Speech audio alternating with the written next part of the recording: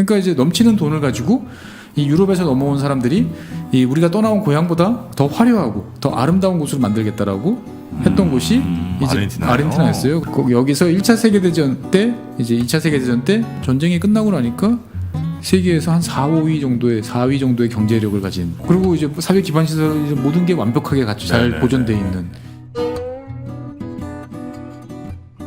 유럽이나 미국 국가 입장에서 봤을 때도 야, 저 백인 국가고 한때 우리랑 같이 비슷하게 놀던 애가 왜 저렇게 됐지?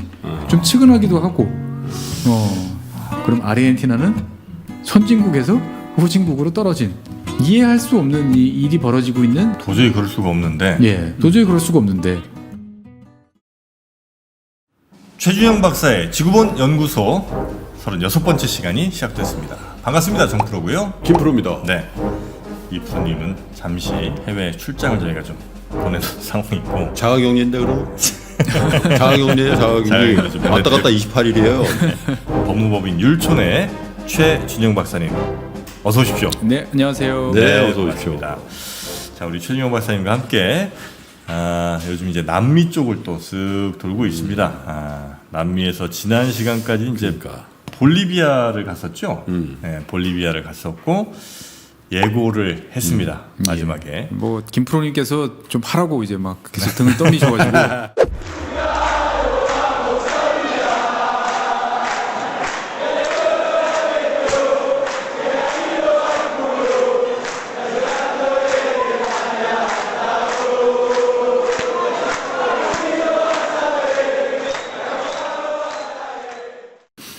매력 있는 나라인데 네. 우리가 아는 것 같으면서도 모르는 게 너무 많은 나라 같지 않아요? 이 나라가. 네. 네. 전 뭐 에바 페론 뭐 이런 거. 에바 페론. 네, 생각나고. 유명한 거 많죠. 뭐 탱고. 아르헨티나니까 탱고, 축구, 뭐 축구, 마라도나. 예. 네. 뭐 그다음에 이제 포클랜드 전쟁도 있었고. 영국이랑. 예. 개방신. 그다음에 외채, 뭐 경제난. 근데 많은 분들이 잘 모르시고 계신 게 하나 있어요. 아르헨티나가 그래도 명색이 G20 회원국입니다, 보면. G20예요. 네. 우리하고 어깨를 나란히 하는. 그렇습니다, 보면은. 우리도 G20이잖아. 예. 가끔 우리가 살다 보면 이제 친구들이나 주변 사람들 보다 보면 그런 경우가 있죠. 모든 걸 다 갖췄는데 뭔가 잘 안 풀리는. 잘생겼어, 키 크고, 뭐 공부도 잘하는 것 같고, 뭐 잘 되는데 다 갖춘 것 같은데 뭔가 인생이 이렇게 조금 우여곡절이 많고. 저를 만나기 전에 정영진이 그랬죠. 네. 과거에 대한 이야기는 잘 모르겠습니다. 경제를 알기 전 정영진. 제가 아르헨티나예요. 그렇게 그건 아니신 것 같은데. 이제 경제를 알았으니까. 네. 자, 아르헨티나가 하여튼 모든 걸 거의 다 갖춘 것 같지만 이상하게 안 풀리는 나라인 것 같다. 예. 네. 아르헨티나. 일단 아르헨티나 저는 지금 이제 지도를 좀 보고 있는데 생각보다 굉장히 크네요. 예, 아르헨티나는 생각보다 이제 큰 나라입니다. 보면은 그 위치를 생각하시면 남미 대륙을 머릿속에 떠올려 보시면은 이제 오른쪽에 크게 제일 큰 덩치 큰 이제 브라질이 있죠. 브라질 서쪽이다 생각을 하시면 돼요. 브라질 서쪽에 아르헨티나가 또 덩치가 꽤 볼륨 있게 자리 잡고 있죠. 굉장히 보여. 브라질이니까 남서쪽쯤 되겠네요. 그렇죠. 그다음에 이제 브라질하고 그러면은 아르헨티나 사이에 이렇게 꼭 밤톨처럼 껴있는 나라가 이제 축구 잘하는 우루과이입니다. 우루과이가 있고요. 그 다음에 이제 그러면은 이제 아르헨티나는 그럼 태평양에 접해 있느냐라고 보면 태평양에 접해 있다고 말하기 좀 어렵죠. 왜냐하면 저 끝에 좀 있지 않아요? 그렇죠. 저 밑에 내려가면은 거기가 근데 이제 교차점이다 보니까 뭐야? 우수아이아라고 그래가지고 푼타아레나스하고 이제 맞먹는 그런 지역인데. 아르헨티나 서쪽은 이제 칠레하고 이제 안데스 산맥이 쫙 내려와 있죠. 그러다 보니까 이 아르헨티나 같은 경우는 덩치도 크지만 의외로 길쭉한 나라입니다. 네. 아르헨티나. 예, 물론 옆에 이제 길쭉한 걸로 따지면 둘째가라면 서로할 이제 칠레가 있기 때문에 조금 이제 표가 잘 안 나지만 참고로 칠레랑 말씀드리면 거의 비슷하네요. 그렇죠. 칠레는 길이가 4,270km예요. 네. 와, 우리나라 10배, 그러니까 남한의 10배 아니야? 그렇죠. 부산까지 서울부산이 400km. 400km. 그것도 대각선이잖아요, 이렇게 또. 네. 근데 아르헨티나 같은 경우도 3,800km 정도 되니까요. 예, 상당히 이제 길쭉한 나라죠, 보면. 그래서 동서는 이제 동서로 따지면 한 1,400km 정도 됩니다. 그러니까 이제 길쭉한 나라고요. 참고로 칠레 같은 경우는 폭은 한 170km 정도 돼요.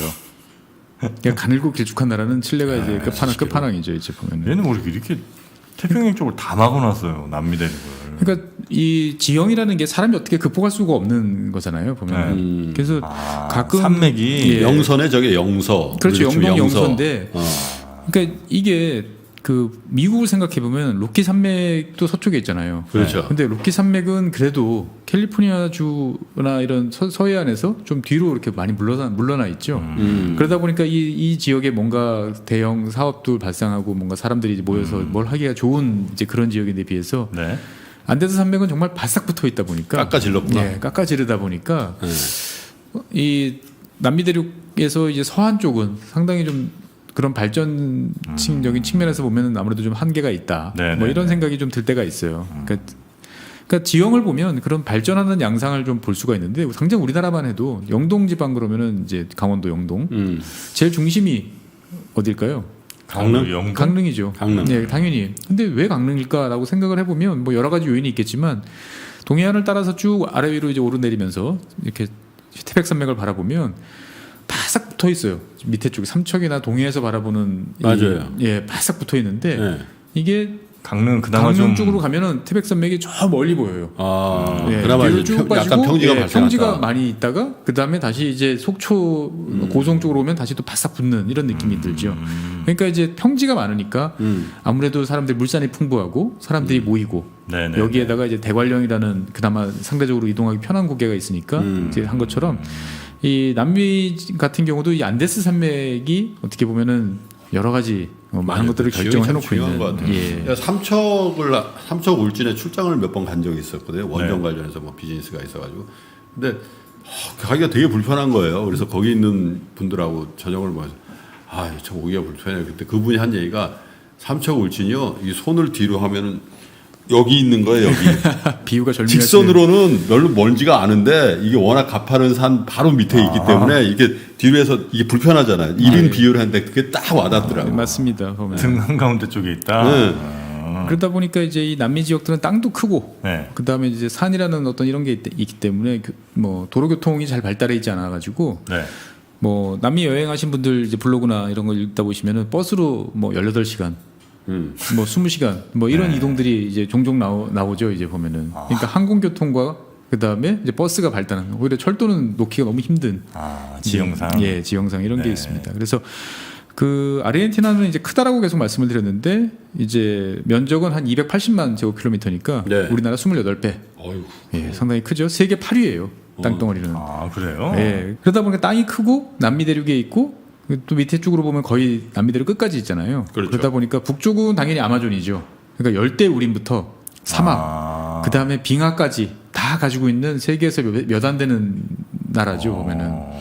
그러니까 뭐 거의 적도 근처까지 올라갔다가 네네. 그 다음에 밑으로 내려오면은 이제 빙하도 있는.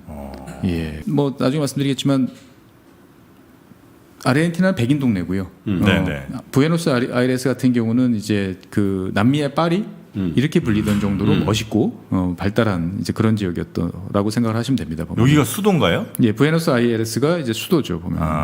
아르헨티나의 수도 부에노스아이레스. 예. 아르헨티나를 이제 보면 지도를 보시면은 네. 지도가 쭉 밑으로 내려와서 점점 이제 남미 대륙 끝이 좁아지잖아요. 네, 그러다 네. 보니까 이제 쭉 좁아집니다. 그 좁은 땅을 칠레랑 끝까지 이제 막 땅 담아 깨듯이 네. 쭉 내려오다가 중간에 땅이 끊겨요. 네. 네. 예. 이거 제일 밑에가 이제 보면 왜냐면 이제 연결된 게 아니고 원래 섬이에요. 맨 끝에가. 예. 티에라 델푸에고 섬이라고 그래가지고 큰 섬이 하나 있죠 보면은. 네. 근데 이 섬도 섬도 나누는데 섬을 나누다 보니까 직선으로 쭉 걷다 보니까 칠레가 많이 가져갔죠. 아르헨티나 네. 땅은 상대적으로 좀 작고. 그러네. 예. 또 국경선을 이렇게 직선으로 또 여기. 칠레는 참 그때 누가 그 협상을 하고 막 그걸 했는지 참 얄밉겠네. 그러니까 이제 그 우리가 지도상에서 보면은 뭐 잘 옛날 아프리카 편에서 많이 말씀드렸지만 이렇게 자대구 그렇죠. 긋는 네. 이제 이런 이제 지형들이 나오는데 그러니까 그 당시에 사람이 별로 안 살았던 지역들을 이제 나눈 거죠 보면은. 그렇겠죠. 예. 지금도 이 동네는 그게 많이 살지는 않겠네요, 그죠? 그렇죠. 남극 쪽 이렇게 붙어 있는. 예. 그래서 이 우리가 남미의 끝이 어디냐라고 이야기할 때 마젤란 해협 이렇게 말씀하시는 분들도 계시고 예. 뭐 케이프온 아니야? 뭐 이렇게 말씀하시는 분들 막 이렇게 말씀하시는데 사실은 네. 케이프온이 맞죠.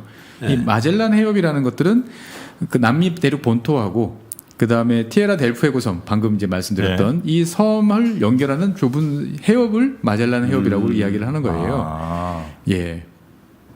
마젤란 해협이 여기예요. 예, 여기입니다. 한참 위네. 마젤란이 이제 여기를 돌면서 근데 이 남대서양 어마어마하게 이제 거친 바다거든요. 네. 근데 여기를 지나서 이 마젤란 해협은 또 좁습니다. 상당히 그래요, 예, 네. 좁고 위험해요. 근데 어쨌거나 이거를 계속 바다를 따라서 남쪽을 끝없이 내려갈 것 같은 대륙을 타고 가다가 드디어 딱 돌아가지고 태평양으로 나가니까 너무나 평안하고 아 그래서 태평인가? 그래서 태평양이에요. 너무나 평화로운 거예요. 이제 지옥 같은 곳을 헤치고 나오니까 네네. 탁 트인. 하지만 태평양도 지옥이기 마찬가지였죠. 왜냐하면 생각보다 너무 커서. 가도 끝이 없고. 예. 네. 그래서 이제 마젤란 해협 이야기는 조금 이따 다시 해드릴 텐데 네. 어쨌거나 이 아르헨티나 같은 경우는 우리가 아르헨티나, 근데 미국 분들은 뭐 아르헨티나 이렇게 이야기를 합니다. 네네네. 보면은 그래서 정식 명칭은 이제 아르헨티나 이제 공화국이고요. 아르헨티나라는 뜻은 이 라틴어로 보면은 은이 아르겐툼이라고 그럽니다. 아르겐. 예, 아르겐툼 뭐 이제 이렇게 이야기를 하는데 은이 많은 나라라는 뜻이에요. 은의 땅, 아. 예, 실버. 네네네네. 그래서 이 당시에 그러면 정말 은이 많느냐? 그건 사실 아닌데 이제 스페인 사람들이 처음에 들어봤을 때 이 아르헨티나하고 우루과이 사이에 경계를 하고 있는 라플라타 강이라는 큰 강이 있습니다. 네. 이 강 상류에 어마어마하게 큰 은광이 있었구나. 은광이 있다라는 전설 같은 이야기가 있어서 아. 예. 있는 건 아니고. 예, 있는 건 아니고. 그래서 이 동네를 가르쳐 가지고 이제 은혜 땅 뭐 이제 이렇게 이제 불렀어요, 보면은. 그러다가 이제 이게 나라 이름으로 바뀌면서 네. 이제 아르헨티나가 됐죠, 이제 보면은. 그래서 은이 상당히 많았을 것 같은. 사실 사람 피부들은 이제 은처럼 이제 반짝이는 백인들이 많습니다, 보면. 네. 예. 이좀 여긴 뭐 제3세계까지는 아니겠습니다. 하여튼 제3세계 여러 나라들 보면 그냥 서양인들이 지들 편하게 그냥 부르는 게 나라 이름, 나라 이름 도시 이름 되는 거죠. 이렇게 원래 많은 뭐 것 같아요. 누가 불러주느냐에 따라서 그리고 누가 많이 쓰느냐에 따라서 그 이름이 이제 결정이 되는. 뭐 사람도 그렇지 않습니까? 뭐 본명도 있지만 별명 다 부르다 보면 그게 이제 본명처럼 느껴지는 것처럼. 나라뿐만 아니라 그 지역을 보면은 다 거기 예를 들면 뉴자 붙여가지고 다 그렇게 했잖아. 네, 뉴욕, 예. 뉴 잉글랜드, 그렇죠. 뭐 다 그렇게 한 거 아니에요? 네. 뭐 런던이라는 지명도 여기저기 있고요. 그러니까. 네네. 그래서 어쨌거나 이 뭐 아까 방금 말씀드렸던 라플라타 강이라는 강은 이제 아마존 강만큼은 아니지만 네. 매우 큰 강이에요. 그러니까 이제 아르헨티나하고 우루과이 사이의 강인데 네. 여기 보면은 전체 합하면 한 5,000km 조금 안 돼요. 예, 크죠. 그리고 이제 하구라고 그러죠. 바다랑 만나는 쪽 폭이 네. 한강도 이제 저 일산 넘어서 김포에 가 보면은 넓어지죠. 되게 넓어지는데 이 라플라타 강 같은 경우는 한 200km 넘어요. 폭이요? 예, 폭이. 그러니까 이제 이 하구 쪽에 가면 이게 바다인지 강인지 이제 구별이 안 되는 거죠. 이제 네. 예, 물 떠먹어 봐야 아는 거죠. 물 떠먹어 보면 아 이게 민물이네.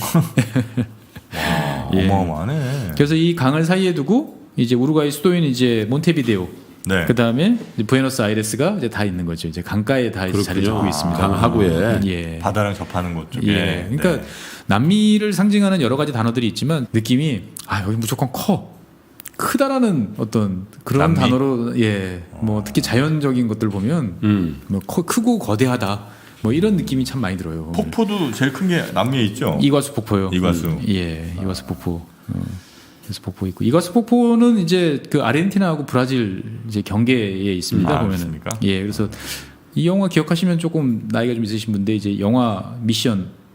미션. 예, 선교사 1980년대에 제가 나오던 대학교 1학년 때 본 것 같은데. 예, 김프로님 대학생 때 저는 네. 이제 중학생 때 이제 아 그걸 또 굳이.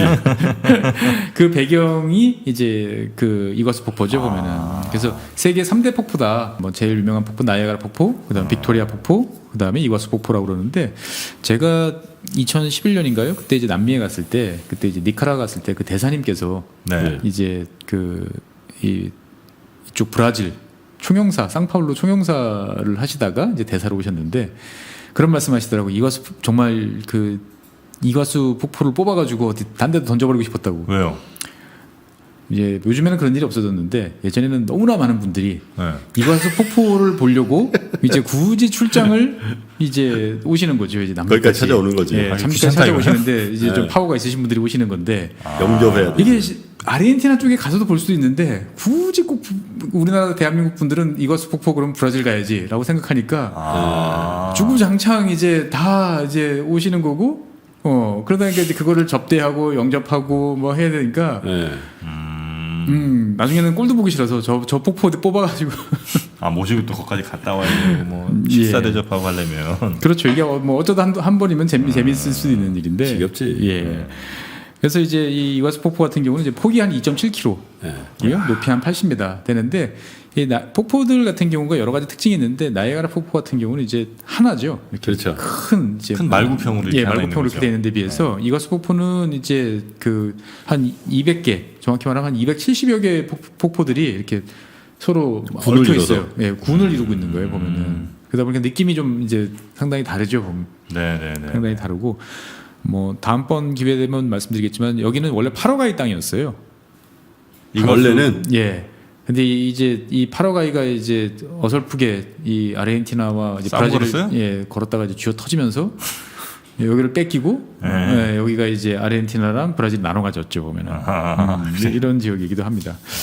어쨌거나 이 아르헨티나는 여러 가지 참 신기하고 재밌는 게 많은데 네. 저는 아르헨티나 국기가 보면 참 그렇게 어릴 때부터 뭔가 신비롭고 저도 그렇던데 아르헨티나하고 브라질이 나는 항상. 브라질 같은 경우는 가운데에 축구공을 넣어야 좀 더 브라질스러운. 근데 뭐 이렇게 좀 색깔도 좀 그렇고 막 이렇게 쫙 거기 문자도 있고 그렇잖아요. 브라질은 예. 그러니까 아르헨티나는 뭐죠? 아르헨티나는 이제 아르헨티나 선수 축구 선수 유니폼 하늘색, 하늘색, 하늘색이랑 하얀색에. 하늘색 흰색이잖아요. 네. 그러니까 삼색이에요. 하늘색, 흰색, 하늘색. 그러니까 네. 색깔은 두 가지인데 네. 이제 하늘색이 두 가지 그래요? 들어 있는 거죠. 두 개 들어 있고 그 다음에 가운데가 이제 문양이라고 그러죠. 이제 네. 보면은 해예요. 해가 들어 있는데 근데 약간 의인화된 네. 사람이 이제 사람 얼굴로 한 해가 있어요. 네. 근데 해가 사람 이제- 얼굴을 한 해? 예 태양이죠. 약간 웃거나 익살스러운 뭐 그런 익살까지는 건데? 아니지만 뭔가 약간 진지스럽기도 하고 약간 네. 익살스럽기도 네, 하는 이제 그렇죠. 심각한 표정이기도 하고. 네. 근데 이제 또 햇살을 또 이렇게 또 다 표시를 해줬죠. 네. 이글거리는 태양을. 진짜 독특하다. 예, 독특하지. 상당히 독특하죠. 네. 예, 칼라는 뭐 익숙했는데 가운데 예, 칼라는 저희가 이제 축구를 보다 네. 보니까 되게 익숙한 칼라인데 가운데 이 문양을 보면 되게 어릴 때부터 신기했어요. 얘네는 그러면 이제 우리는 저 국기 그리기 어릴 때 이제 뭐 하잖아요. 네. 여기 아르헨티나 친구들은 포기해야 되지 않을까요? 국기 이거 못 그리겠는데. 다 각도가 아마 어디 있긴 할 것 같은데 난 하면서 옛날부터 그랬어. 인도네시아하고 참 폴란드는 쉽겠다. 딱 반 접어가지고. 딱 해서 반점에서 빨간색 하얀색이면 되잖아.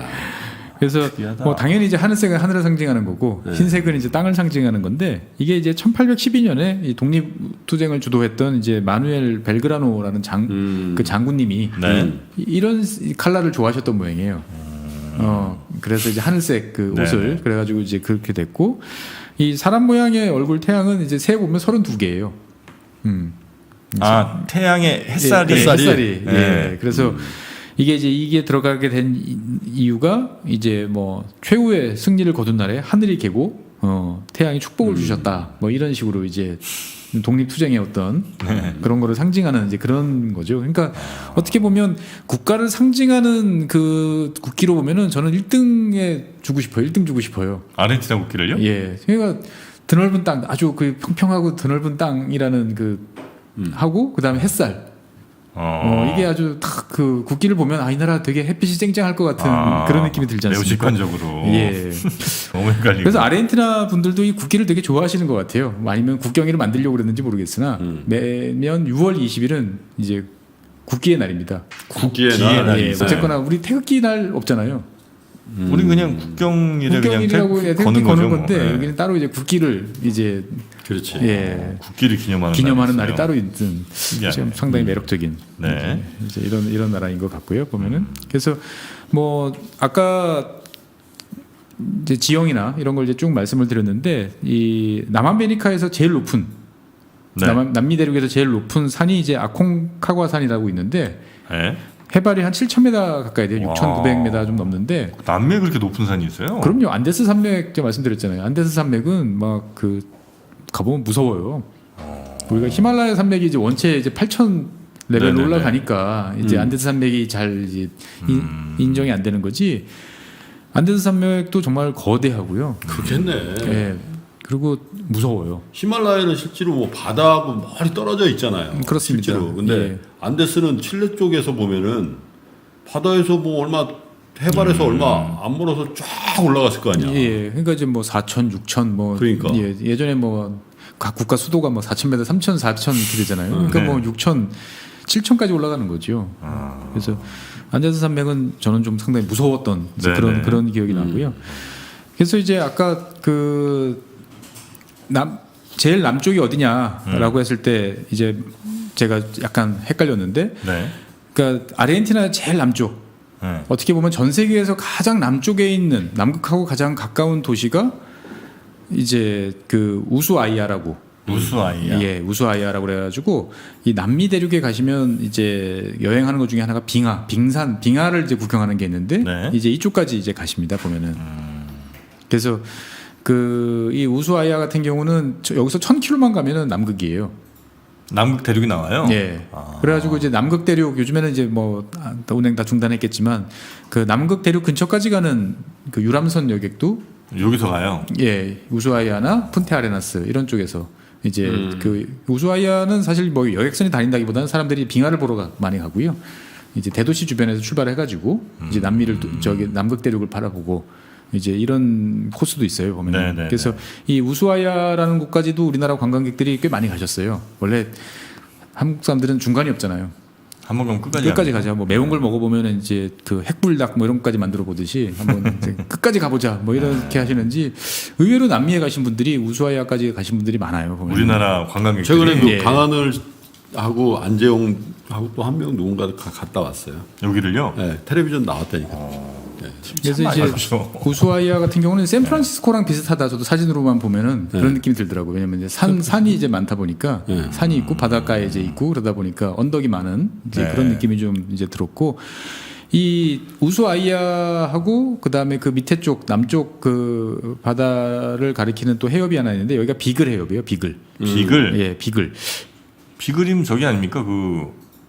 저 다윈이 타고 그렇습니다. 가던. 예. 네. 다윈이 이제 세계일주 네. 했던 그 배가 비글호. 예, 비그로예요. 네. 그래서 이 비그로가 여기서 이제 여기를 갔었죠. 이제 보면은 그래서 이제 그 이름을 따가지고 이제 명명을 이제 했던 거죠. 그러니까 찰스 다윈이라는 사람하고 어떻게 보면 아르헨티나하고도 연관성이 사실은 좀 있어요. 원미를 말하면 아르헨티나라고 해야 되나요? 뭐 그렇게 볼 수도 남미 쪽하고. 네. 그러니까 이제 그 바다를 쭉 여행을 이제 하면서 뭔가 이제 그 사실은 다윈이 그 배를 탄 이유가 선장 말동무를 하려고 탄 거예요. 그러니까 이 배라는 것들은 선장은 왕이잖아요. 네. 예, 계급으로 따지면은 이 선원들하고는 천한 것들하고는 레벨이 달라야 돼요. 그러다 보니까 보통 그럴 때를 대비해서 이제 선장들은 좀 이제 말동무를 태워요? 말동무, 말빨 좋고 아는 거 좀 많고 이런 친구들을 이제 태우는데 이제 다윈이 이제 가게 된 거죠 보면은. 근데 생각해 보면 다윈 같은 사람은 되게 팔자가 좋잖아요. 다윈이 무슨 경제 활동을 열심히 했다. 뭐 이런 이야기는 못 들어보셨잖아요 보면. 다윈이. 예, 뭐 아인슈타인만 해도 그래도 먹고 살려고 그 어디야 스위스 그 특허청에서 이제 일을 하면서 주경 야독한 거잖아요. 낮에는 거기서 돈 벌고 밤에. 근데 다윈이 무슨 뭐 해서 돈 벌었다는 이야기는 사실 거의 없어요. 원래 이제 금수저 집안이었던 거죠. 태어나기도 그렇게 태어났고. 예, 근데 그 영국에서 많은 금수저들이 이제 태어나고 그 사람들이 발명가라든지 무슨 과학자라든지 이런 걸 많이 했어요 보면은. 네네. 근데 그 사람들 금수저가 끝난 게 이 아르헨티나 때문에 끝난 거예요. 왜요? 이 금수저 집안의 특징들이 뭐냐면은 대부분 이제 교구 목사의 자제들, 네. 그러니까 내 땅을 가지고 이제 네. 농장을 가진 건데. 단순히 그냥 뭐 밀농사 짓고 이런 농장이 아니고 거기에 소도 키워놓은 거죠. 그러니까 복합 영농을 소 수입을 했는데 했구나. 소가 이제 상당히 비쌌던 거죠. 이제 네. 그러다 보니까 이제 이거를 곡식도 팔고 소도 팔고 그러니까 되게 안정적으로 내 수익이 들어오니까 나는 우아하게 이제 무슨 연구나 과학 활동, 철학, 예술 이런 걸 할 돈이 들어왔었는데 어느 날 갑자기 기술의 발달로 냉장선과 냉동선이 등장하면서 이 남미 대륙에 넘쳐나는 소들이 이제 유럽으로 마구마구 밀려 들어오기 시작을 한 거죠. 그러면서 영국의 축산업이 이제 붕괴를 한 거죠. 아작이 나면서 이제 그런 유한 계급들이 이제 사라져 버립니다. 보면은. 그러니까 어떻게 보면 이 그런 영국이 한때 막 어마어마하게 많은 과학적 그 발견과 기술 발전을 이뤘는데 네네. 그게 어떻게 보면 이런 돈을 많이 가지신 분들의 이제 그 금수저 분들의 좀 여유 있음이 이제 만들어냈던 건데 그걸 끝장냈던 게 이 아르헨티나 남미 대륙이다 이렇게 볼 수도 있습니다. 보면. 그렇습니까? 예. 네. 그래서 이 김프로님이 예전에 말씀하셨던 제일 좋아하시는 곳은 아마 파타고니아 예. 맞죠 보면은 예, 파타고니아 같은 경우는 이제 그 아르헨티나에서도 제일 남쪽. 맞아요. 예. 옷도 요즘 잘 팔리죠. 요즘 좀 약간 뭐 좀 뭐라고 해야 되나? 약간 지식이 좀 있거나 뭐 이런 약간 좀 뭐라고 하지?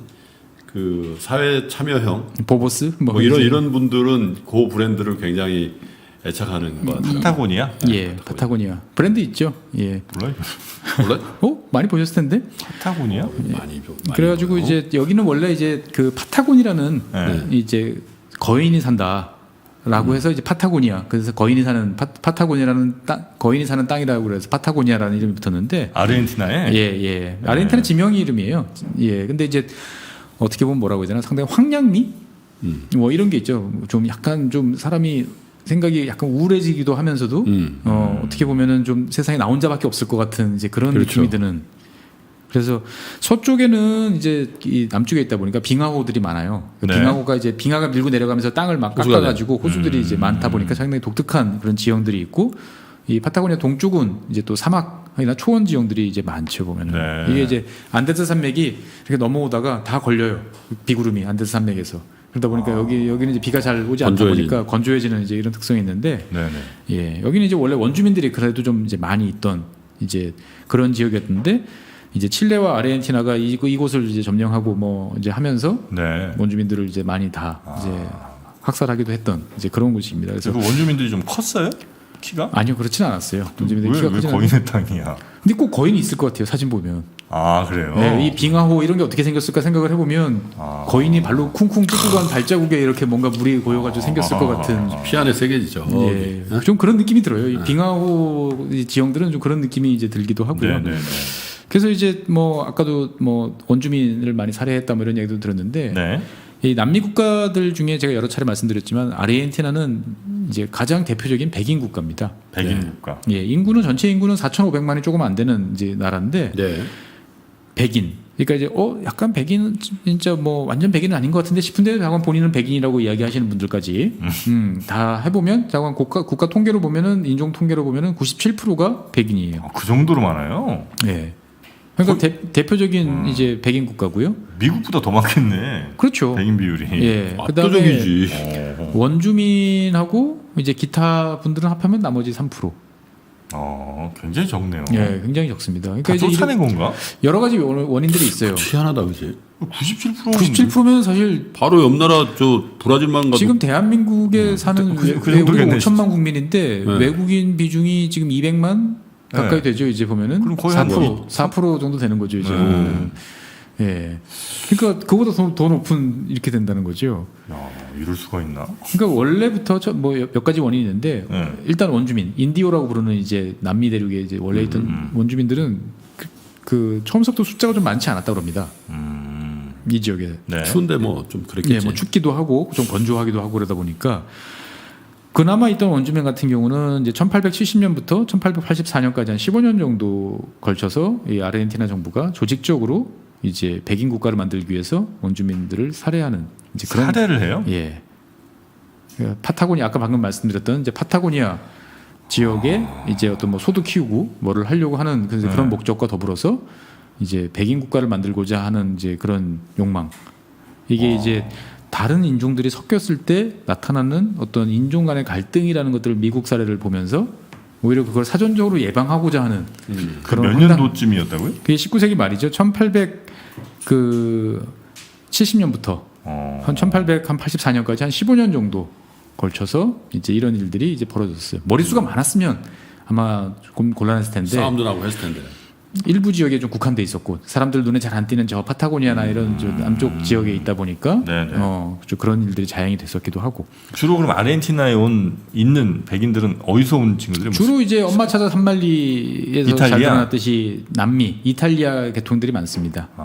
남유럽. 예, 남유럽 쪽들이 많죠. 어쨌거나 그래서 주로 백인들 중에서도 네. 이 남유럽 계통들이 많이 계세요. 보면은 이탈리아 계통들이 많고 네. 그러다 보니까 이 스페인어를 쓰는데 우리나라에서 스페인어를 공부하시는 분들이 이제 유럽에서 공부하시는 분들이 남미에 가면 상당히 좀 이상하다. 아 그래요? 예, 이렇게 이야기를 한답니다. 보면은 처음에 들었을 때는 이게 스페인어 맞아 싶을 정도의 그러니까 이탈리아어 느낌이 좀 많이 난다고 그래야 되나요? 그래서 이제 뭐 남미 대륙도 그 다 스페인어를 쓴다고 그러지만 칠레 스페인어 좀 다르고, 네. 그다음에 아르헨티나 좀 다르고, 그래가지고 배우러 가실 때 어디를 가느냐도 사실 좀 고민을 해봐야 된다. 뭐 이런 이야기도 나옵니다 보면. 네. 그래서 어쨌거나 이 아까 인디오 이야기를 했었는데 네. 아르헨티나 독립할 당시 19세기 중반 때 사진을 보면 그림이나 이런 거 보면은 흑인들이 되게 많이 보여요. 아르헨티나에. 예. 그 당시 독립 당시에 보면은 흑인들이 한 3분의 1 정도 됐다고 그래요. 그거 어떻게 이렇게 다 어디 갔어? 다 어디 갔죠? 그만둔 흑인은 어디로 갔을까? 그러니까 이제 이 흑인들은 원래 이제 노예로 왔는데 네. 이 아르헨티나에 있던 이 노예들은 살기가 괜찮았대요. 왜냐면 여기는 이제 플랜테이션이라고 그러죠. 무슨 이제 강제 노동시켜서 뭐 담배, 뭐 그다음에 뭐죠? 사탕수수. 뭐 사탕수수, 그다음에 커피 네. 이런 것들을 거의 재배를 안 하다 보니까 네. 그렇게 힘든 노동에 내몰리기보다는 주로 이제 집안일을 돕는 이런 역할을 하다 보니까 네네. 뭐 거주 여건이 나쁘지 않았대요 보면은. 근데 어쨌거나 노예는 노예였죠 보면은. 네. 근데 이 19세기 때 아까 이제 그 파라과이하고 전쟁을 벌였다고 그랬죠 보면은 그 아르헨티나가 이제 그 19세기 독립을 전후하고 뭐 이럴 때 이제 몇 차례 전쟁이 있었는데 이때마다 다 흑인들을 꼬셔서 내보냅니다 전쟁터로. 너희들 전쟁터 나가면 우리가 노예 해방시켜서 뭐 해줄게. 자유민으로 해줄게. 뭐 해줄게 했는데 이 남미에서 전쟁은 지난 뭐 그 볼리비아 시간에 말씀드렸지만 총 맞아 죽는 것도 많지만 각종 질병, 악기후 이런 것 때문에 죽는 사람들이 많았어요. 네네네. 그러면서 계속 흑인들이 이제 사망을 많이 했죠. 그러면서 이제 아프리카로부터의 유입은 이제 줄어들고 사망은 하는 데다가 백인들이 계속 유입이 되면서 네. 섞여요. 혼혈이 이제 일어나는 거죠. 네네네. 그럼 혼혈이면 그게 어떻게 되는 거지라고 하는데 이제 백인 비중이 높은데 흑인 비중이 낮아지면서 혼혈이 생기다 보니까 이게 이렇게 보면은 백인인 것 같아 정도로 되는 거죠. 그래서 엄밀히 말하면은 이 아르헨티나에서 인종 구분해 보면은 뜨리게뇨라는 이제 인종 구분이 있어요. 뜨리게뇨? 예, 밀 뭐예요? 피부색이라고 밀가루 같은 밀이 약간 이제 그 놀이끼리 하잖아요. 가루를 만들기 전에는 밀 나다를 보면은 약간 놀이끼리한데 자관 뭐 대충 하얗게 보이기도 하고 보면은 통밀. 예. 그래서 이런 그 뜨리게뇨라는 인종을 만들어서 여기다가 다 밀어넣어 버리는 거예요. 그냥 대충 백인 범주 안에 다 밀어넣어 버리는 거죠. 얼추 백인. 얼추 백인. 예. 그러니까 이제 흑인 입장에서 봤을 때는 내가 흑인이요라고 막 주장해서 얻을 수 있는 이득이 없기 때문에 너 저기 뭐야 뜨리게뇨지 그러면 맞아요. 이러면서 다 그렇게 넘어가다 보니까 그러면 이제 서로 속으로 알아도 뭐 조상은 흑인이었어라고 알아도 뭐 굳이 그걸 이야기하는 것보다 그냥 백인으로. 예 그래가지고 흑인이 없어졌다기보다는 이제 투명화됐다. 뭐 이렇게 표현하시는 분들도 계시더라고요 보면. 네네네네. 뭐 증조 할아버지 때 한 분 정도 이렇게 흑인 계시고 뭐. 예, 이런 그렇죠. 경우들이. 보면 거슬러 올라가면 그러니까 유전자 검사를 요즘에 해보면 전체 인구의 한 7, 8% 정도는 흑인이다? 흑인 자손이다. 뭐 이렇게들 나온다고 합니다. 보면. 그럼 여기는 인종 차별이 심하겠네요. 아닌가요? 그렇진 않나? 있죠. 그래서 남미를 여행하시는 분들한테 보통 이런 이야기를 많이 하시더라고요. 이제 네. 아르헨티나가 이 백인 우월주의 감성이 좀 있고 하다 보니까 좀 그런 거에 대해서 좀 미리 알고 가야 된다. 뭐 이런 이야기들을 하시는 분들이 많으세요 보면은. 근데 뭐 치안은 그래도 뭐 나쁘지 않은 편이고요. 네. 예. 근데 어쨌거나 백인 비중이 가장 높은. 그리고 백인이 살기 기후가 괜찮아요. 그래서 제가 예전에 말씀드렸죠 한번 그 축구에서 브라질하고 아르헨티나 차이. 예. 브라질은 덥고 습하고. 예. 그래서 그러다 보고 그다음에 이제 끈적한 플레이하고. 혼혈 비중이 높고 예. 그러다 보니까 이제 모래사장에서 뛰는 개인기 위주의 순간적으로 치고 나가는 어떤 이런 축구가 발달한 데 비해서 이 아르헨티나 축구는 선선하고 쾌적하고 탁 트인 초지가 많다 보니까 이제 달리고 시원시원하게 빠르고 달리고. 예 이런 느낌의 어떤 그런 축구를 이제 많이 한다라고 이야기를 했었던 기억이 네네네. 있습니다. 그래서 아르헨티나가 백인 비율이 이렇게 높은 줄은 백인 국가예요. 대표적인 백인 국가입니다. 보면. 그러니까 전 세계 어디보다도 백인 비율이 높네요. 예, 비율로만 따지면. 그렇죠. 자, 그러면 아르헨티나 계속해서 한번 좀 얘기를 좀 들어볼까요? 네. 아르헨티나 저번에 왜 한번 예. 전 세계는 선진국과 후진국 그리고 일본, 예. 아르헨티나 이렇게 나뉜다고 하셨었잖아요. 예, 맞습니다. 이건 무슨 의미입니까, 정확하게? 이게 이제 찾아보면은 되게 많이 나오는 이야기예요. 뭐 선진국, 후진국 구별은 다 알겠고 일본도 뭐 그래 뭔가 좀 독특하죠. 우리가 잘 알다시피 일본이라는 나라가 되게 독특한 나라지 않습니까? 네네네. 네. 근데 아르헨티나가 도대체 왜 끼어드느냐 이런 이제 신기한 생각이 드는데 네. 이 말을 하신 분은 사이먼 쿠즈네츠라는 네. 유명한 경제학자입니다. 쿠즈네츠 곡선 뭐 이런 표현 혹시 맞아요. 뭐 들어본 것 들어보신 같은데. 분도 네. 계시고 이분은 이제 노벨 경제학 노벨상 받았죠, 노벨상 노벨상. 받으신 분이에요. 보면 원래 출신은 지금 이제 벨라루스 출신인, 그러니까 소련에서 이제 처음에 활동을 하시다가 이제 미국으로 이제 넘어가신 이제 이분인데 이 양반이 어마어마하게 큰 업적을 남기셨죠. 뭐예요? 우리가 흔히 말하는 GDP, 아, GDP를 이 사람이 만들었어요? 예, 국민소득 개정이라고 하는 거를 이 양반이 만든 거예요. 그래서 요즘에 이제 보면은 우리가 뭐 정부에서도 계속 발표하는 게 뉴딜 뭐 이런 거 하잖아요. 네. 뉴딜이 나온 이유가 이제 대공황 때지 않습니까? 보면은 네. 대공황 때 이제 미국 그 재무부나 통계청 이 관계자들이 이분을 찾아간 거예요. 뭔가 하긴 해야 될 것 같은데 뭐가 얼마만큼 좋아지는지를 알 수가 없습니다. 아, 그 당시에는 측정하기가. 통계가 없잖아요. 네. 국민 소득이 올랐는지, 경제가 잘 돌아가는데 그러면 도대체 얼마나 잘 돌아갔는지 이 정책 효과를 파악을 해야 되는데 네. 이거를 파악할 방법이 없습니다. 했더니 이 양반이 고민을 하다가 그러면 내가 그걸 계산하는 법을 알려주겠소. 만들어 보겠어. 예, 그래서 그게 흔히 말하는 GDP, 어려운 말로 하면은 국민소득 개정이라는 거를 이제 만든 거죠. 그러고 나니까 딱 계산을 해서 정부 입장에서 봤을 때는 우리가 이번에 이런 정책을 피니까 GDP가 5%, 네. 3% 올랐어. 그리고 국민들한테 이야기를 하는 겁니다. 보면은 경제 성장이 이만큼 경제 됐다. 이만큼 됐어. 그러다 내려갔어. 그러면 이거 뭔가 더 돈을 풀던지 조치를 취해야겠구나. 그러니까 우리는 지금 너무나 당연하게 생각하는 이 국민소득 뭐 2만 불 시대, 3만 불 시대가 다 이 쿠즈네츠라는 이분한테 나왔던 건데 뭐 여러 가지 이야기를 하시는 와중에 세계는 선진국과 후진국, 일본, 아르헨티나 네 가지로 나뉜다. 그럼 선진국은 알고 네. 후진국도 아는데 일본과 아르헨티나가 여기 왜 들어갔냐면은 네. 100년 만에 그러니까 한 세기가 안 돼서 개도국에서 후진국에서 선진국으로 간 나라가 있고 그건 어느 나라일까요? 일본. 일본이죠. 그럼 아르헨티나는 선진국에서 후진국으로 떨어진 이해할 수 없는 이 일이 벌어지고 있는 이 두 나라를 가리켜 가지고 이렇게 표현을 하신 거예요. 보면은.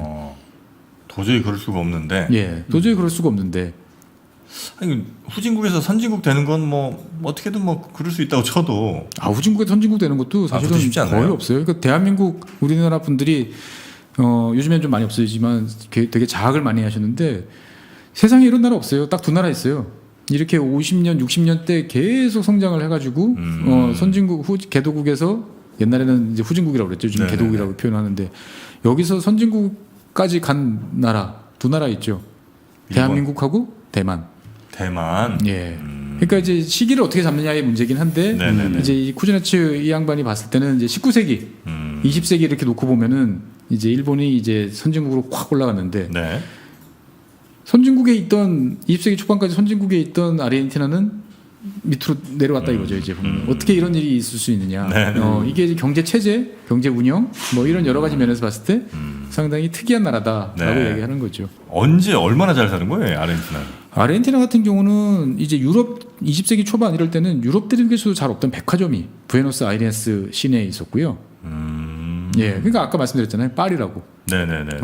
그러니까 이제 넘치는 돈을 가지고 이 유럽에서 넘어온 사람들이 이 우리가 떠나온 고향보다 더 화려하고 더 아름다운 곳으로 만들겠다라고 했던 곳이 이제 아르헨티나요? 아르헨티나였어요. 그래가지고 아르헨티나 사람들 농담에 그런 게 있어요. 신이 이제 너는 어느 나라, 너는 어느 나라 이제 태어나라라고 막 할당을 주다가 갑자기 애가 정신을 번쩍 차려 보니까 저는 어디로 가야 돼요? 그래가지고 넌 남미 그랬더니 저 싫은데요. 그래서 막 개기고 있다가 아르헨티나인데 그랬더니 그럼 갈게요. 라고 할 정도로 이제 어떻게 보면 이제 유럽 선진국하고 맞먹는 이제 그러한 자본을 가지던 나라가 아르헨티나였어요. 아니 근데 그 20세기 초반에 예. 예를 들면 무슨 저 소 키우고 뭐 은 캐내고 이건 사실 선진국의 모습이라고 하기 그러니까 좀 잘 살 수는 있지만 네. 그렇게 막 선진국은 아닐 거 아니에요. 그러니까 이제 선진국이라는 게 여러 가지 조건이 있지만 네.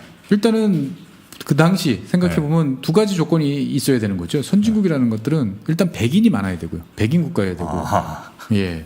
두 번째는 돈이 많으면 되잖아요.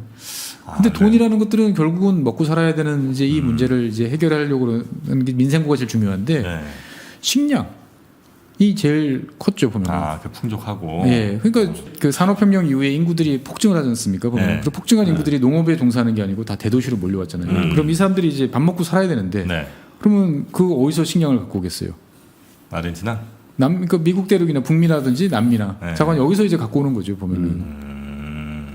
근데 그 중에서도 남미 대륙이 이제 핵심적인 역할을 이제 했던 거죠. 그리고 이제 아르헨티나 같은 경우 원래 그렇게 해서 20세기 초반서부터 잘 살다가 남들의 불행은 나의 행운. 남미 전쟁. 대륙은 1, 2차 세계대전에 단 한 발의 포탄 한 발 정도 그러네. 떨어졌구나. 이거 아까 이제 말씀드렸던 그 저기 어디죠? 라플라타 강. 여기서 1차 세계대전 때 이제 2차 세계대전 때 이제 그 해전이 벌어지긴 했어요. 왜 여기 와서 해요? 그러니까 이제 독일 그 군함을 쫓아가지고 영국 애들이 이제 여기까지 이제 쫓아 들어온 거죠. 이제 보면은. 그래요? 그래가지고 이제 이 앞에서 이제 해전이 벌어질 이제 상황이 되니까 이 아르헨티나 사람들이 구름처럼 이걸 보겠다고 구경하러 이제 몰려들기도 전쟁 했었던 구경. 전쟁 구경. 그런데 진짜 포탄 쏘네 뭐 이런 거. 그러다 보니까 나는 손상 받은 게 아무것도 없는 거예요. 그리고 전쟁을 해도 총알보다 더 필요한 건 뭐겠습니까? 결국 먹어야 돼요. 네. 그리고 먹여야 되니까 그럼 어디서 갖고 와야 돼요? 어느 나라 국적 불문하고 이 미국 남미 대륙에서 갖고 올 수밖에 없는 거잖아요. 보면은 비싸지겠네. 그러니까 비싸지죠. 곡물로 비싸지 부르는 게 값이죠. 세계 공장이 중국이었던 것처럼 예, 빵 세계 공장이 식량창고. 식량 창고가 아르헨티나죠. 그러니까 뭐 미국도 이제 자기들 많이 하긴 했지만 미국은 이제 전쟁에 직접 나서고 있는 국가다 보니까 여력이 상대적으로 부족할 때 이제 남미는 계속 1차 세계대전 때 팔고 2차 세계대전 때 팔고 그러니까 뭐 자본 축적. 자본 축적이 어마어마하게 된 거죠. 그래가지고 남미 국가들 브라질과 이 아르헨티나 같은 경우는 전쟁이 끝나고 나니까 세계에서 한 4위 정도의 경제력을 가진 그리고 이제 사회 기반 시설 이제 모든 게 완벽하게 같이 잘 보존돼 있는 이제 그런 나라가 됐던 거죠 보면. 국토도 크고. 그렇죠. 나라도 사람은 많지 않고. 예. 그러니까 제가 예전에 말씀드렸지만 스웨덴이 어떻게 잘 살게 됐느냐? 1, 2차 세계대전 때 다 중립을 유지했잖아요. 남들 막 쥐어 터지고 싸울 때 필요한 거 다 팔고, 네네. 복구할 때 또 팔고. 나는 복구할 거 하나도 없이 그냥 다 시스템을 유지하면 되니까. 그러니까 그런 기회를 잡았던 나라였던 거죠, 이제. 그래서 한 1950년대, 60년대 계속 잘 살다가 이제 언제부터 꼬꾸라지는 그 거예요? 이후부터 계속 꼬꾸라졌죠. 예, 그러니까 이제 뭐 정확히 언제냐라고 하면은 이제 나중에 말씀드릴 뭐 페론 대통령, 페론주의 뭐 이런 게 나오면서 막 이제 파퓰리즘 막 퍼주고, 네. 이제 여러 가지 이제 이유들이 이제 등장을 하게 되는데 어떻게 보면 우리나라니까 이 아르헨티나가 걸어온 길에 대해서 아유 너희들 잘못했어, 쯧쯧쯧 이렇게 이야기를 하는 거지. 네. 사실 대부분 나라들이 비슷한 길을 걸었어요. 그 차이가 좀 아르헨티나가 악폭이 큰 거지. 극적일 뿐이지 다 비슷한 길을 걸었습니다. 뭐 브라질, 뭐 동남아시아. 왜냐하면은 어느 나라가 첫 번째 독립을 했어요. 내가 나라를 만들어서 이제 운영을 해야 돼. 그럼 첫 번째 할 일이 뭐겠습니까? 국민들이 굶지 않고 잘 살 수 있도록 해줘야 돼요. 네.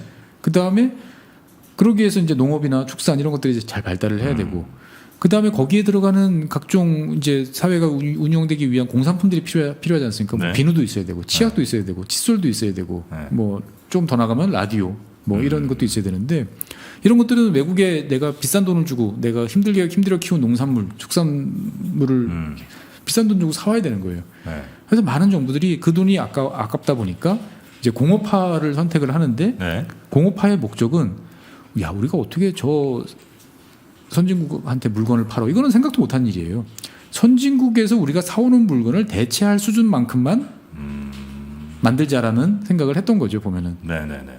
그러다 보니까 관세 장벽을 높이 싸서 선진국 물건이 못 들어오게 하고 그 다음에 국내에서 필요한 만큼의 라디오, 텔레비전, 자동차 이 정도만 만들면 되지 라고 생각을 이제 대부분 나라들이 했던 거죠. 사실 어떻게 보면 합리적인 생각이죠. 그러면서 이 식민 제국주의에서 벗어나서 우리끼리 국민국가를 만들어서 민족국가를 만들어서 우리끼리 잘 살아봅시다 라고 했던 게 대부분 나라들이었고 남미, 브라질, 아르헨티나도 사실 마찬가지였죠. 아르헨티나는 많은 나라들이 거쳐간 길이었는데 그 이제 낙폭이 워낙 잘 샀어. 크다 보니까 뭐 하위 한 70% 있다가 하위 80% 내려가면은 뭐 그럴 수 있나 잘 보지도 않잖아요. 근데 뭐 상위 한 10% 있던 친구가 막 하위 80% 떨어지면 다 선생님도 걱정해 주잖아요. 야, 너 왜 그래? 뭐 집안에 무슨 일이 있냐? 뭐 인생관의 변화가 인생관이 있니? 변했어? 뭐 무슨 걱정 있어? 이렇게 하는 것처럼 유럽이나 미국 국가 입장에서 봤을 때도 야, 저 백인 국가고 한때 우리랑 같이 비슷하게 놀던 애가 왜 저렇게 됐지? 좀 측은하기도 하고. 그 우리가 이제 97년 IMF 98년 때 이렇게 겪었잖아요. 네. 아르헨티나가 그 당시 그때 상황이었어요. IMF. 예, IMF 같은 정말 극도의 혼란, 경제적 혼란기를 네네네네. 이제 겪고 있던 상태라 보니까 어느 정도였냐면은 월드컵에 출전할 선수들 비행기 티켓, 유니폼, 뭐 호텔 체류비 이런 기본적인 비용을 축구협회에서 부담을 할 수가 없었어요. 그 정도였어요? 예.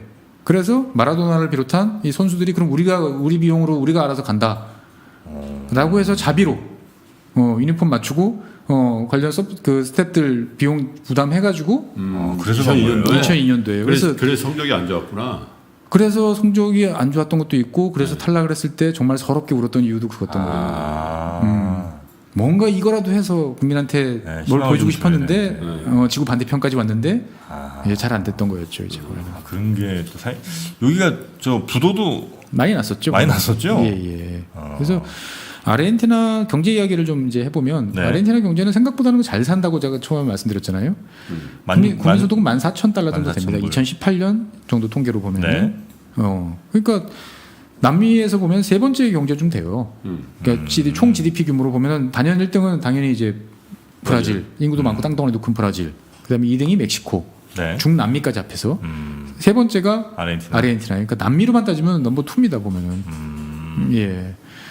그래서 그 1인당 GDP로 따지면은 뭐 아주 상위권이에요. 그러니까 네네. 칠레가 15,000달러. 제가 지난 시간에 계속 칠레가 되게 잘 사는 네네네네. 척한다고 그랬는데 사실은 그냥 GDP로 따지면 비슷비슷하네요. 비슷해요. 네. 브라질이 이제 10,000달러 정도 됩니다. 그다음에 멕시코가 한 9,000달러 정도 되니까 사실은 잘 사는 나라죠. 삶의 질은 여기가 제일 높네요, 그럼 거의. 삶의 질을 뭘로 따지냐에 따라서 좀 달라지긴 하겠지만 뭐 식당에 가면은 뭐 빵은 공짜로 주는 아르헨티나? 예 밀가루가 넘쳐나고 뭐 고기도 원하는 대로 뭐 실컷 먹을 수 있는 굶어 죽는 거하고는 거리가 먼 이제 이런 나라긴 하죠. 그래서 이 나라 같은 경우는 우리가 이제 외채가 많아서 망했다 뭐 이런 얘기를 많이 하는데 GDP 사실 외채 규모는 한 3,400억 달러 정도 돼가지고 GDP 한 40% 정도 이제 규모입니다 보면은 좀 많긴 하죠. 네. 뭐 그래도 뭐 경제 규모 생각해 보면 지금은 뭐 괜찮을 것 같다는 생각이 드는데 수출은 한 580억, 수입은 한 660억이니까 그래도 뭐 한 100억 달러 정도의 어떻게 보면 경상수지 적자의 폭을 이제 가지고 있는 나라입니다 보면은. 아주 심각한 건 아니군요. 현재는 그래도 많이 좀 그래도 좋아졌는데 네. 이게 이제 좋아졌다가 나빠졌다가 원체 반복되다 보니까 뭐 별로 국제 시장에 큰 충격을 안 주는 것 같아요. 아유, 니들 또 그럴 줄 알았어. 기대도 뭐, 없구나. 이제. 예, 기대도 없고 뭐 꿈도 희망도 없어. 뭐 이런 식으로 이제 자꾸 표현을 하는 것 같은데 네. 이 나라 같은 경우는 이제 화폐가 이제 페소죠. 페소. 뭐, 예, 아르헨티나 이제 페소라고 그래가지고 AR하고 그다음에 달러를 이제 묘시를 쓰는데 네. 독립 이후에 이 페소 명칭이 몇 번 바뀌었어요. 뭐 페소 모네다, 뭐 페소 모네다 나치오날, 뭐 페소 라이, 뭐 페소 아르헨티나 이런 식으로 중간 중간에 화폐 개혁을 이제 몇 번씩 이제 했던 거죠. 그러니까 네. 그만큼 인플레이션이나 이런 이제 그 가격이 튀는 게 이제 많았던 이제 이런 이야기가 있었고요. 네. 또 그래서 한때 1985년서부터 1991년 때까지는 또 독특한 오스트랄이라는 또 화폐 명칭을 또 쓰기도 해. 오스트랄? 예, 화폐 개혁을 이제 하기도 했었습니다. 오스트랄이 뭐야? 그 피테쿠스. 뭐 그런 것 같죠 이제. 자. 지금은 뭐 써요 지금? 지금은 다시 이제 아르헨티나 페소로 쓰죠. 페소로 페소를 써요. 쓰는데 이 달러 페그제를 또 한때 실시하기도 했었어요. 1달러당 1페소 뭐 이런 식으로. 1달러당 1페소. 그래가지고 이제 고정으로. 예, 고정으로. 네. 그래서 1989년에 이제 이 페그제를 실시를 하면서 연 5,000%까지 치솟았던 인플레이션 잡았죠. 잡았는데 이게 하나 물가는 잡았는데 그다음에 네. 재정 정책이 이제 마음대로 안 되다 보니까 네. 혼란이 막 발생을 해가지고 다시 2002년을 전후해가지고 극심한 경제적 혼란이 이제 발생을 합니다. 그러면서 페그제를 이제 포기를 하고 급격한 통화 평가 절하를 이제 실시를 하게 되면서 위기 탈출을 이제 하게 되는 거죠. 네. 그래서 아까 말씀드렸던 그 시기가 이제 우리 2002년 월드컵 할 때였고요. 그래서 전국 토의 60%가 이제 대평원입니다. 농업과 축산으로 이제 먹고 사는 판파스가 여기죠? 그렇습니다. 판파스가 여기고요. 제가 깔고 앉는 게 많다 이런 표현을 종종 쓰는데 네. 아르헨티나는 뭐 하나 빠질 게 없는 나라예요. 깔고 앉은 걸로 따지면. 자원들이 많아요. 일단 금, 네. 은, 동, 그다음에 납, 아연, 그다음에 심지어 리튬 네. 이런 광물 자원 보유가 전체로 따지면 세계 한 5, 6위 정도 됩니다 보면. 아, 근데 이 전체 자원 중에 한 80% 정도는 대충 저기 묻혀 있는 것 같아라고만 알고 있지 아직 타보지도 않았어요? 타보지도 않은 거예요 네. 보면은. 그 다음에 이제 미국이 이제 뭐 쉐일 혁명이라고 떠들지 않습니까? 네. 보면은. 근데 세계에서 그러면은 제일 쉐일이 많은 나라가 어딜까요? 쉐일은 이제 쉐일 가스가 있고 쉐일 오일이 있어요. 미국이겠죠. 미국이라고 생각하시는데 아닙니다 보면은. 어디요? 쉐일 오일은 1등이 러시아, 2등이 미국, 네. 3등이 중국, 4등이 아르헨티나예요. 러시아가 셰일이 많아요? 예, 쉐일이 많아요. 아, 그래가지고 5등은 리비아, 6등은 호주예요. 네. 상당히 뜻밖이죠. 그다음에 가스는 그럼 어디냐? 네. 우리 옆 동네 중국이 넘버 원이에요. 셰일 가스가? 네. 못 파는 거지 지금. 그러니까 기술 중국이 때문에. 이제 수많은 시도를 하고 있는데 계속 그 폭발 사고가 계속 많아가지고 네네네. 인명 피해도 많고 이럽니다. 그래서 중국 1등, 아르헨티나가 2등이에요. 쉐일 가스는. 아, 그래요? 그다음에 알제리 3등, 미국, 캐나다, 그럼 멕시코, 아르헨티나 호주 이런. 종합 가스 오일 종합하면 3위쯤 되겠네. 쉐일 가스 2위, 쉐일 오일 4위. 그러니까. 예, 그래서 퉁치면 3위. 쉐일 퉁치면 2위예요. 2위에 또 예, 전체로 보면 이게 또 막 국토 여기저기 막 흩어져 있는 답답한 나라네. 흩어져 있는 것도 아니고 네. 한 3만 제곱킬로미터 정도 되는 아. 예, 이 여기에 다 집중적으로 몰려 있어요. 파기도 보면은. 편하겠네. 네, 파기도 편합니다 보면은. 근데 왜 그래? 그러니까 신기하죠 보면은. 심지어 여기는 이제 공룡 화석도 많아요. 공룡 화석이요? 예, 공룡도 많이 살아요. 이 공룡이 많이 있어서 쉐일이 다 석유 가스 많이 나나 이렇게 생각하시면 안 됩니다. 그건 안 되고요. 공룡 아니라면서요, 그게? 야, 그 공룡은 이제 한 1억 년 뭐밖에 네. 안 되고 이거는 이제 훨씬 더 전에 석탄기, 늑대와 승냥이들이 뭐 페름기 이제 더 전에 더 식물들인 거죠? 그렇죠. 그러니까 옛날에 식물들이 이제 바다에 있던 생물들이 육지로 이제 올라오기 시작을 했잖아요. 네. 그래서 처음에는 다 그 식물들이 이제 이끼류 네네. 이런 놈들이었다가 이제 나무라는 놈들이 이제 등장을 한 거죠. 근데 이 나무라는 놈들은 우리는 너무나 쉽게 생각하지만 저 뒤에도 뭐 나무들이 이렇게 있지만 우리 나무 둥치 있죠. 네. 이 둥치라는 것들은 그 전까지는 이끼는 높이 못 크잖아요. 네. 얘네들은 세포 벽을 쌓아서 리그닌이나 이런 걸 벽을 쌓아가지고 자기 높은 이걸 올릴 수 있는 거죠. 단단하게. 단단하게. 이 올라간다라는 건 뭐냐면은 더 많은 햇빛을 공간을 입체적으로 활용하는 거잖아요. 그렇죠. 이끼가 깔면 이끼가 이렇게 있으면 끝나는데 네. 나무는 입체적으로 되다 보니까 1층, 2층, 3층으로 서로 다층으로 살 수 있는 거죠. 그러다 보니까 이제 이 나무라는 것들은 이 식물이라는 것들은 어마어마한 생태적 혁명이었는데 문제가 생겼어요. 그래서 전지구를 지배를 전직으로 뒤덮었는데 네. 이 나무가 만든 목질이 리그닌 구조를 분해할 수 있는 미생물이 없었던 거예요. 썩지 않아요. 계속 쌓여만 가는 거예요. 계속 쌓여만 가는 거예요. 그래서 그 쌓이던 놈들이 뭐 어마어마하게 쌓이던 놈들이 이 지각 변동에 따라 가지고 산처럼 쌓였던 놈들이 어마어마한 규모였겠죠. 막 수백만 년 동안 쌓였으니까. 네. 이놈들이 이제 땅 속으로 묻혀가지고 이제 높은 고열과 압력과. 고압에서 네. 이제 변화된 게 석탄이고 더 변화된 게 석유고. 석유 이렇게 되는 거죠. 그러니까 이제 공룡 시절보다 한참 더 전이에요. 네네네. 그래서 여기는 공룡도 커요. 그 티라노사우루스 뭐 이제 이렇게 이런 애들처럼 아르헨티노라고 하는 이제 공룡이 있는데 아직 아르헨티노? 예, 아르헨티노사우루스라고 이제 하는 놈이 있는데 전체가 발견되진 않았어요. 네. 이 다리뼈 제일 큰 이 다리뼈 허벅지 뼈 같은 예, 거? 뭐 이런 이제 뼈만 발견됐는데 그걸로 대충 그림을 그려보면 네.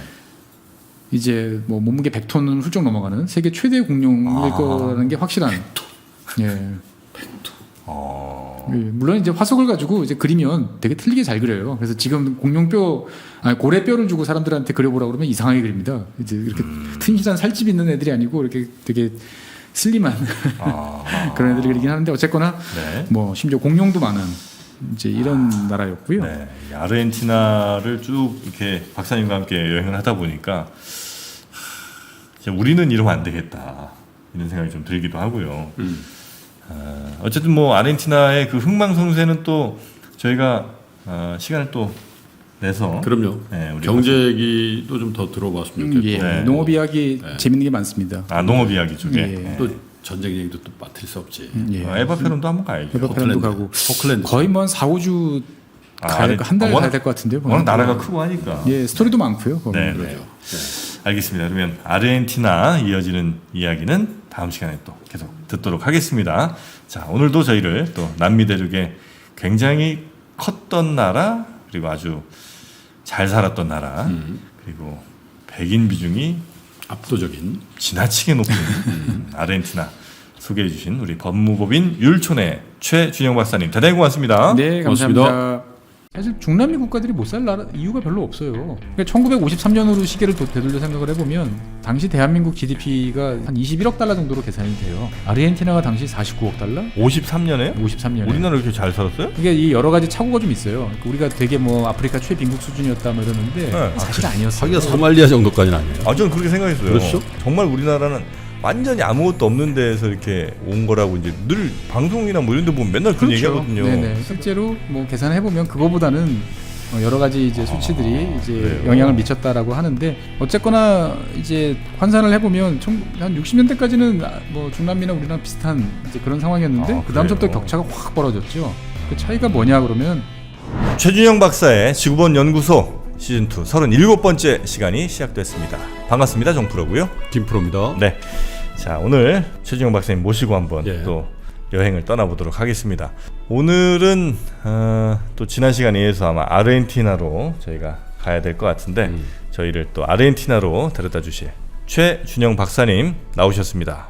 어서 오십시오. 네 안녕하세요. 네. 어서 오십시오. 지난 시간에 이제 아르헨티나 간략하게 좀 네. 봤는데 아르헨티나가 생각보다 굉장히 크고 다 거쳤는데 예? 네. 결정적인 한 방이 없는. 네. 그리고 세계 그 어떤 나라보다 예. 흰색의 나라 그리고 백인들이 많이 살고 있는 선진국에서 백도를 한 거의 몇 안 되는 나라 네. 중에 대표. 그렇죠. 나라. 네. 네. 그렇게 백도 할 수 있다는 것도 우리가 네. 처음 알았는데 우리도 항상 조심해야 되겠습니다. 자, 일단 오늘 아르헨티나는 돈 얘기부터 좀 갑니까? 예, 지난번에 경제? 뭐 못했던 뭐 경제 이야기, 네. 그다음에 이제 아르헨티나를 뭐 세계 심지어 이제 5위까지 올려놨던 그러다가 지금 다시 또 몰락의 원인이 되기도 했던 이 농업부터 한번 좀 훑어보죠. 네. 예, 일단 뭐 아르헨티나는 지금 14,000달러라고 그러셨나요? 그때? 네, 그 정도 되죠 보면. GDP 예. 1인당. 그래서 지난주에 어쨌든 모라토리움 선언했어요. 예, 지난주에 뭐 했어요. 아르헨티나는 2000년대 이후에 몇 차례 벌써 반복되고 있죠. 그래서 19세기 때부터 지금까지 계속 아르헨티나는 유럽 투자자들을 괴롭히고 있는 대표적인 국가 중에 하나입니다. 별로 근데- 충격도 없더라고. 예, 그냥 그러려니 하고 있어요 그러더니 이제. 니네 예. 또 했니? 근데 또 계속 돈 주는 이유는 뭐예요? 돈을 투자하는 이유는? 그러니까 항상 이제 리스크를 안으면 그만큼의 수익이 나니까. 아, 예, 그리고 이제 사실 그 정크 본드들을 이제 또 매입을 해가지고 재미를 네. 보셨던 분들도 계세요. 실제 투자자들 입장에서 봤을 때는 예, 또 뭐 헤어컷 손실 감내하고라도 또 들고 있을 때 네. 이득 보는 경우도 있다 보니까 헤어컷이라는 게 이런 거예요. 원금이 1,000만 불이면 네. 오케이 퉁쳐줄게. 예. 200만 불만 줘. 그 비율을 우리가 헤어컷 비율이라고 그래요.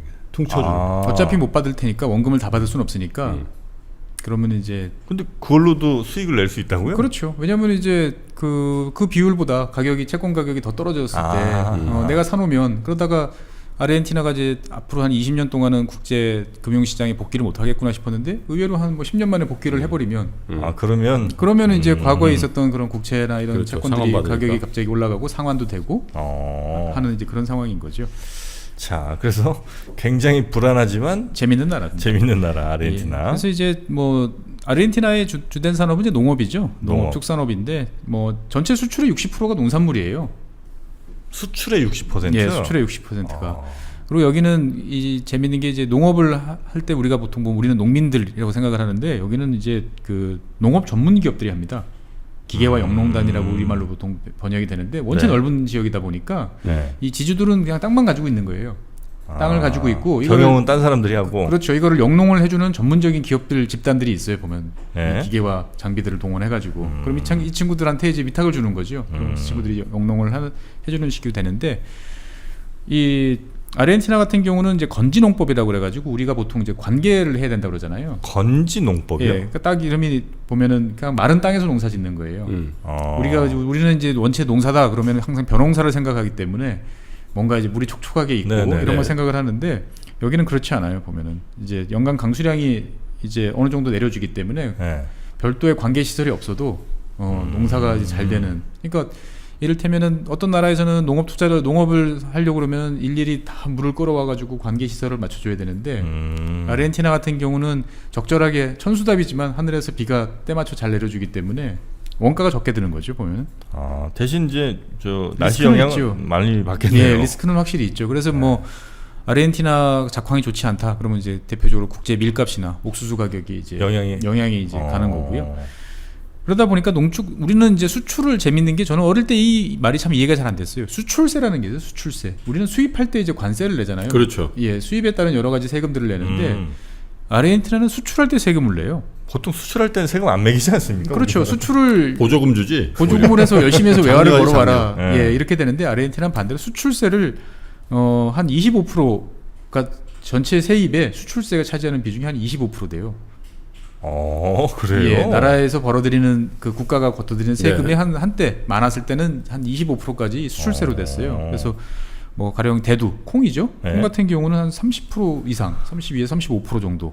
와. 그 다음에 옥수수에는 한 20%, 쌀은 한 10%, 뭐 쇠고기에도 15%. 근데 이 얘기는 자국에서 수출세 매기고 저쪽 가서 관세 내도 경쟁력이 있다는 얘기니까. 그만큼 그렇죠. 싸게 된다. 네, 그만큼 싸다는 거죠. 더블로 지금 세금 내는 거 아니야. 그렇죠. 그러니까 이제 한편으로는 수출하는 입장에서 봤을 때는 이게 없으면 더 많이 팔 수 있을 텐데 라는 생각이 항상 들죠. 그러다 보니까 이제 2015년 말에 이제 콩 쪽을 제외하고 나면 나머지 수출세들은 일단 폐지가 됐어요. 수출을 더 많이 해라. 대신 이제 쿼터제를 이제 도입을 했어요. 쿼터제? 왜냐면은 이제 그 수출 쿼터제라는 게 너무 많이 다 나가고 나면 정작 본국에서 소비할 게 없어서요? 소비할 게 없어서 이제 빈곤층이나 이런 사람들이 이제 식량 가격 폭등으로 또 어려움을 겪을 수도 있죠. 이것도 거꾸로네. 보통 수입 쿼터제를 하는데 여기는 수출 쿼터제가 있어요. 수출 쿼터를 해. 그래서 이제 2006년부터 이제 실시를 하고 있는데 네. 뭐 이를테면 밀은 650만 톤, 뭐 옥수수는 뭐 8천만 톤 이렇게 이제 자국에서 쓸 양을 먼저 정해놓고 이거를 초과하는 양에 대해서 이제 수출을 해라 이런 식으로 이제 가주는 거죠. 그래서 뭐 어마어마합니다. 규모는 뭐 대두 같은 경우 이제 콩 종류 같은 경우 세계 3위, 옥수수 세계 2위, 뭐 밀도 세계 4위, 대두유 그러니까 이제 콩기름이죠. 콩기름 세계 1위. 세계 1위예요? 예, 콩기름 1위예요. 그러니까 뭐 깔고 앉은 것만 해도 농산품 정말 싸게 진짜 가는 거죠. 강국이네. 보면. 그래서 아르헨티나 정부도 그렇고 산업계도 그렇고 1990년대 이후로 이 농업을 좀 고도화하려고 노력들을 많이 하고 있어요. 네. 그래서 고도화한다는 게 이제 기계화도 있지만 그냥 뭐 이를테면 콩을 그냥 파는 것보다는 한번 가공. 그렇죠. 뭐 기름도 뽑고 그 다음에 이제 그 부산물 대두박 같은 거를 활용하는 어떤 다른 쪽 이제 이런 활용하는 쪽으로 가공을 해서 이제 하는 쪽으로 부가가치가 높아지니까. 맞습니다. 네. 그래서 이제 뭐 식물성 기름, 그러니까 뭐 아까 말씀드렸던 콩기름, 그 다음에 이제 해바라기유, 그다음에 올리브유, 뭐 이런 쪽에 이제 투자를 꽤 많이 해가지고 하고 있고요. 원체 이런 기름들이 많이 나다 보니까 바이오 디젤도 사용을 꽤 많이 하고 있어요. 그러니까 뭐 우리는 이 먹을 걸 가지고 기름을 만들어서 차를 굴린다. 이건 용납이 안 되는 이야기라 생각을 하지만 넘쳐나는 나라에서는 이게 오히려 합리적인 그런 구조죠. 그러니까 미국 같은 경우도 이제 E10이라고 그래가지고 뭐 휘발유 같은 경우도 한 10% 정도는 식물성 섞어요. 그래요? 네, 표시도 안 돼요. 뭐 이게 그래요? 예, 다 섞고 있어요. 식물 기름을 거기 섞는다고요? 네, 옥수수 기름.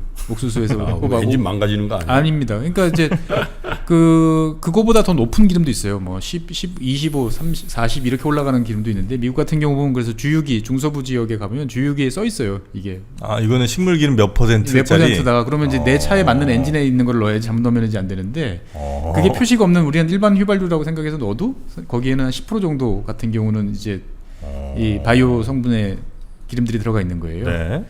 그러다 보니까 뭐 어떤 경우는 사실 바이오 디젤 제일 많이 쓰는 나라는 이제 브라질이죠. 브라질 같은 경우는 에탄올로 굴러가는 차들이 우리 LPG 그래요? 굴러가는 차들처럼 많습니다. 그렇죠. 보면은. 제일 많죠. 예, 주로 이제 그 사탕수수에서 많이 뽑아요. 그러다 보니까 사탕수수 가격이 이제 그 폭등을 하면 기름값도 이제 같이 올라가는 네. 이제 그런 일들이 이제 벌어지기도 하고. 브라질에 차 수출하는 데는 그런 엔진도 따로 만들어야 되는 거예요? 그렇죠. 엔진을 개조하는 거죠. 그 연료를 쓸 수 있도록 개조하는 거고. 그게 이제 어떻게 보면 수입 장벽이 되기도 하고요. 네, 브라질이 그런 현지화를 많이 하는 이유도 그런 이유겠죠. 사실 뭐 브라질은 원체 큰 나라다 보니까 그 정도 투자는 할 만하다고 생각들을 하는 이제 기업들이 많고요. 네. 그래서 어쨌거나 이 1990년대 이후에 아르헨티나 농업은 이제 콩을 위주로 이제 가고 있어요. 대두. 그러니까 콩 위주의 단작 농업으로 이제 가고 있습니다. 단작? 예, 아, 단작. 콩만 키운다. 예, 콩만. 그 전에는 뭐 콩, 옥수수, 밀, 뭐 쌀 이런 것들 여러 가지를 키웠는데 제일 수익성이 좋고 확실하게 이제 판로가 보장되어 있는 그리고 수요가 늘어나는 콩 쪽으로 이제 많이 가고 있어요. 그러다 보니까 과거에는 이제 뭐 아까 말씀드린 것처럼 돌려짓기도 하고 네. 거기에 이제 또 옆에 축산도 같이 하고 그러니까 복합영농을 많이 했는데 지금은 단작으로 가다 보니까 이제 농장주가 굳이 내가 그 동네에 있을 필요가 없는 거예요. 내가 이걸 심을까 저걸 심을까 고민할 필요도 없이 오늘도 콩 내일도 콩이니까 여기는 땅이 괜찮은 모양이네요. 예 땅이 좋습니다 보면은 계속 이렇게 키워도 그냥 큰 예 문제 없을 만큼. 땅이 이게 어떻게 보면 비가 우리는 많이 오면 좋을 것 같잖아요 농사 지을 때. 네. 근데 약간 건조한 토양들이 그 오랫동안 쌓였던 그러니까 초지들이 어차피 이제 풀들이 있다가 썩고 매년 썩잖아요. 네. 근데 비가 오면은 이놈들이 영양분들이 다 씻겨 내려가 버리는 거예요. 아. 그러니까 적절하게 너무 이제 비가 안 와도 안 되지만 적절한 정도의 약간 건조한 정도 수준이 우리 농사짓기에는 열대우림이 안 좋다는 거잖아요, 그죠? 그렇죠. 열대우림은 농사짓기가 사실 쉽지 않습니다. 쓸려간다 이거지. 비가 많이 와서 다 쓸려가고 있고 그 다음에 남은 것들은 철저하게 이 정글들이 먹을 거를 아주 악착같이 뽑아먹고 있는 거죠. 그러니까 토양에 남는 게 없어요 보면은 정글 토양들은. 예. 그래요. 그러니까 나무가 빽빽하니까 아 땅이 기름지겠구나 생각하지만 꼭 그렇지는 않습니다. 나눠줄 게 전혀 없는. 그렇죠. 인심이 좀 박한 거죠. 여기 소고기도 어마어마하죠 여기가. 소고기 2019년 기준으로 보면 한 60만 톤 정도 수출했는데 이제 감이 잘 안 오실 텐데 60만 톤이라고 하면 세계 6위 정도라고 생각을 하시면 돼요. 세계 6위. 예. 그래서 국민 1인당 쇠고기 먹는 양이 한대 이제 거의 100kg 1년에 100kg 1인당 100kg 그러니까 이제 갓난아기부터 이제 나이 드신 분까지 다 합하니까 성인 기준으로 하면 한 200~300kg 먹는다는 얘기 아니에요? 그럼 그렇죠 한 200kg 먹는다 200kg 먹는다고 거의 볼 수 하루에 1kg씩 먹는. 그러면 남자. 웬만한 그냥 성육이라 그러나 그 정도는 안 되지만 약간 청소년기에 소 한 마리 먹는 거네. 그렇죠. 아니 뼈목에 이런 거 빠지면 고기 덩어리로만 치면 소 한 마리 충분히 나오네. 그렇겠네요. 예. 그래서 이제 줄고 있어요. 근데 재밌는 거는 네. 여기도. 그러니까 뭐냐면 아까 이제 제가 100kg 정도 된다 그러는데 1958년 기준으로 보면은 1인당 98kg예요. 와. 근데 2017년에는 58kg. 아 주네. 네, 줄고 있어요. 그러니까 50년대 이때면 사실 우리는 진짜 고깃국 한번 고깃국에 먹어보기가 힘들어서 황후 도강탕 이런 거 이제 먹던 시절인데 1년에 딱 2번 먹었지. 소고기. 아버지 생신 때. 네? 제사 설날 때. 예. 그래서 어쨌거나 소고기로 되게 유명한 나라인데 좀 줄고 있어요 목축도. 왜 주는 이유 중에 하나는 이제 콩 농사가 더 수익성이 좋다 보니까. 그래서 이제 많이 좀 줄었다가 최근 들어서 좀 회복을 하는 추세인데 네. 이렇게 많이 나는 쇠고기 중에 한 절반 이상은 이제 중국으로 가고 있습니다. 그러니까 세계의 모든 원자재들은 다 중국으로 가고 있는데 뭐 아르헨티나도 이제 예외가 아닌 상황이죠. 그래서 우리가 소 그러면은 미국 같은 옛날 영화 보신 분들은 서부 영화 보면 꼭 등장하는 게 카우보이죠. 이제 그렇죠. 네네네. 사실 카우보이는 이제 그 방목하는 소들을 이제 주기적으로 옮겨다니면서 먹이기도 하고 또 시장에 내다 팔 때 이제 트럭에 싣고 가는 게 아니고 자가로 이동시키는 거죠 스스로. 시장까지. 시장까지. 네. 근데 이 아르헨티나에도 그런 카우보이가 있었어요. 아니, 워낙 소가 많으니까. 목동들. 예, 근데 가우초라고 그래가지고 미국 카우보이하고는 가우초. 가우초. 예, 스페인 사람들하고 이제 인디오들하고 혼혈인데 어떻게 보면 그 몽골 스타일 같아요. 제가 이 가우초 이야기를 처음 들었을 때 드는 느낌이. 네. 그가 뭐냐면은 하루 종일 말 위에서 사는 거예요. 먹고 자고 대부분의 생활을 그냥 초원 위에서 말 위에서 하는 거예요. 오. 그러니까 이제 그 하루 종일 마상 생활을 하다 보니까 당연히 다리는 이렇게 O자로 이제 휘죠. 이제 보면은 안장다리. 예, 안짱다리가 되는 거고. 그러니까 땅에 내려오면 잘 못 뛰어다녀요. 진짜요? 그 친구들 군대 의무 아니죠? 군대 의무 골치 아프지. 그러니까 옛날에는 뜬다, 너. 그러니까 이제 19세기 독립 전쟁이나 뭐 이런 거 할 때 분쟁이 있을 때 주로 기병으로 이제 많이 차출됐죠. 이제 보면은. 말 그러니까, 엄청 잘 타겠네. 그렇죠. 말은 뭐 어마어마하게 잘 타는 친구들이죠. 네. 네, 그래서 거의 뭐 그 반인 반마 수준. 반만. 반마. 그래서 지금은 이제 소 키우는 게 상당히 산업화되고 잘 가꿔져 있는데 옛날 19세기 때 이런 기록들을 보면 거의 소들은 많은데 이 소를 어떻게 체계적으로 잡을 방법이 없는 거예요. 그래가지고 이 가우초들한테 부탁을 하는 거예요. 야, 소 몇 마리면 좀 잡아줘. 그러면은 이 친구들이 이제 적당한 소들을 이제 그 말을 타고 다니면서 골라가지고 네. 소를 이제 잡는 거죠. 뭐 이렇게 밧줄 이렇게 동그랗게 뭐 그렇게 할 수도 있고 던져서. 그렇게 할 수도 있고 네. 뭐 총으로 이제 적절하게 이제 근처에 가서 총으로. 예. 아니 근데 가축을 뭐 그냥 우사에 넣고 그냥 오늘은 너 걸렸다 미안하다 이렇게 하는 게 아니고 잡아줘 그럴 정도면 그게 뭐 그냥 사냥이지 그게. 사냥입니다. 거의 뭐 사냥이죠 보면은. 예. 그러다 보니까 그 당시에는 이제 그렇게 소를 한 마리 잡으면 내가 필요한 부위만 먹고 나머지는 다 그냥 썩혀 버리는 거예요. 그 비싼 소를. 그러니까 이제 소 한 마리 잡으면 나 안심만 먹고 싶어 그럼 안심 부위만 딱 도려내서 아니면 나 이제 소 혀가 우설이 또 맛있지 않습니까? 이제 보면은 그 곱창 대창 이런 거 다 버렸다는 거 아니야. 곱창 내장은 안 먹죠 보면. 원래 안 먹잖아요. 원래 안 먹던 애들이니까. 꼬리뼈. 꼬리도 안 먹을 것 꼬리도 안 같은데. 먹어요. 예. 그래서 그냥 이제 도처에 널린 이제 그 일부만 뜯겨진 이제 소들이 이제 여기저기 죽어 있고 그러면 이제 뭐 독수리나 이런 애들이 친구들이 와서 코요테 이런 친구들이 와서 뜯어 먹고 가고. 그 내장이니 꼬리니 뭐 이런 거 다 먹는 게 우리 워낙 소가 없어서 그런 거죠. 이것저것 다 먹다가. 그렇죠. 그러니까 이제 그 풍요로우면 잘 안 먹게 되는 거고 없는 나라들이 이제 먹게 되는데 그래서 잘 보다 보면 재밌는 게 이제 우리는 순대가 되게 우리나라 음식이라고 생각하는데 순대랑 비슷한 건 전 유럽 쪽에 되게 많아요. 소세지 아니에요? 소세지. 그다음에 이제 우리가 이제 선지 이렇게 집어넣었죠. 그러니까 그 프랑스 같은 경우에도 보면 돼지 창자에다 이렇게 피 넣어가지고 굳혀서 나오는 음식들도 되게 많고. 그러니까 없던 시절에는 뭐든지 다 악착같이 그렇게 쪽쪽 빨아 먹는데. 그러니까 닭 내장탕도 있잖아요. 그렇죠. 맛있다. 닭발. 저는 안 먹고. 닭발 뭐 저희 어릴 때도 생각해 보면 이제 저희 그 시장통에 가면 항상 이제 그러니까, 모아가지고 이렇게 모아가지고. 예, 사와가지고 삶아가지고 고추장 찍어 먹고 많이 여자들이 했었어요. 엄청 좋아해 닭발. 안 먹어. 그래서 이 가우초는 그러다 보니까 이제 소에 특화된 어떤 이렇게 특화된 사람들이다 보니까 네. 좀 무시받고 천민 같은 이제 그런 대접을 그래요. 이제 받다가 이 사람들이 결국은 이제 소가 이제 그 산업화되면서 축산이 산업화되면서 필요 없는 사람처럼 돼버린 거죠. 그러겠네. 예, 그 전에는 그냥 거의 사냥하다시피 하다 보니까 이 사람들이 필요했지만 이제부터는 딱 가둬서 어느 정도 울타리를 치고 그러다 보니 이제 품종 개량도 이루어지고 그러다 보니 이제 가우초 같은 사람들은 이제 점점 필요가 없어져가지고 네. 이제 뭐 도시의 빈민 뭐 이런 식으로 전락을 해서 사라진 이제 그런 존재가 이제 됐습니다 보면. 네. 그래서 어쨌거나 뭐 아르헨티나 그러면은 먹는 거는 되게 풍부하다라고 생각하시면 뭐 그건 정확한 것 같아요. 그래도 네. 와인도 좋잖아요 또. 와인도 좋죠. 와인도 이제 멜롯 아르헨티나? 같은 멜로. 품종들이 이제 좋고요.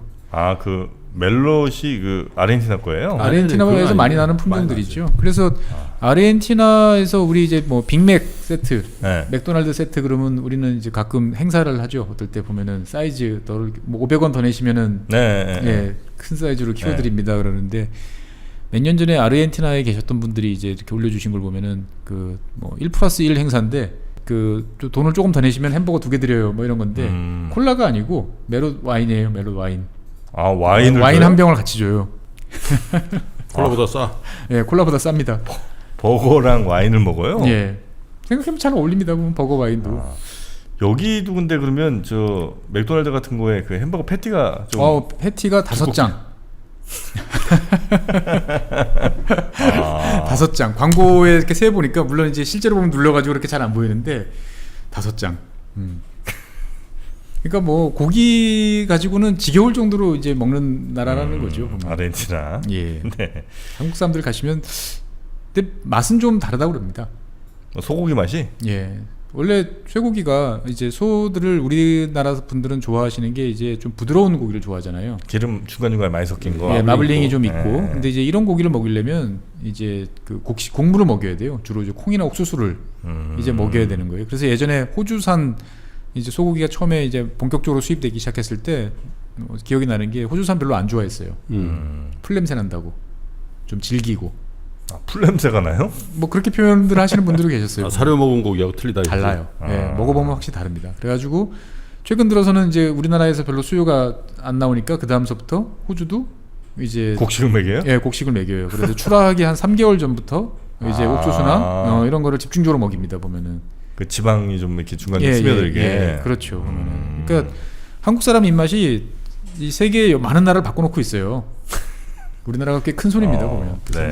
남미산 쇠고기 들어오면은 좀 더 싸질 텐데 지금 안 들어와요? 지금 아마 검역 기준 이런 것들을 맞추기가 이 지역들이 아마 쉽지 않을 거예요. 하긴 여긴 또 들어와도 마블링 이렇게 안 돼 있으니까 구이용으로는 잘 안 나가겠네.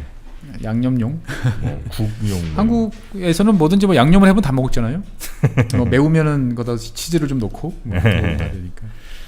자, 소 예. 대단한 나라 아르헨티나. 예. 그래서 아르헨티나는 이렇게 1차 산업 네. 이제 위주로 하는 나라인데 그러다 보니까 제조업을 좀 키우고 싶은 생각들은 옛날부터 많이 했었어요. 그렇겠죠. 예, 많이 했었는데 이게 잘 안 돼요.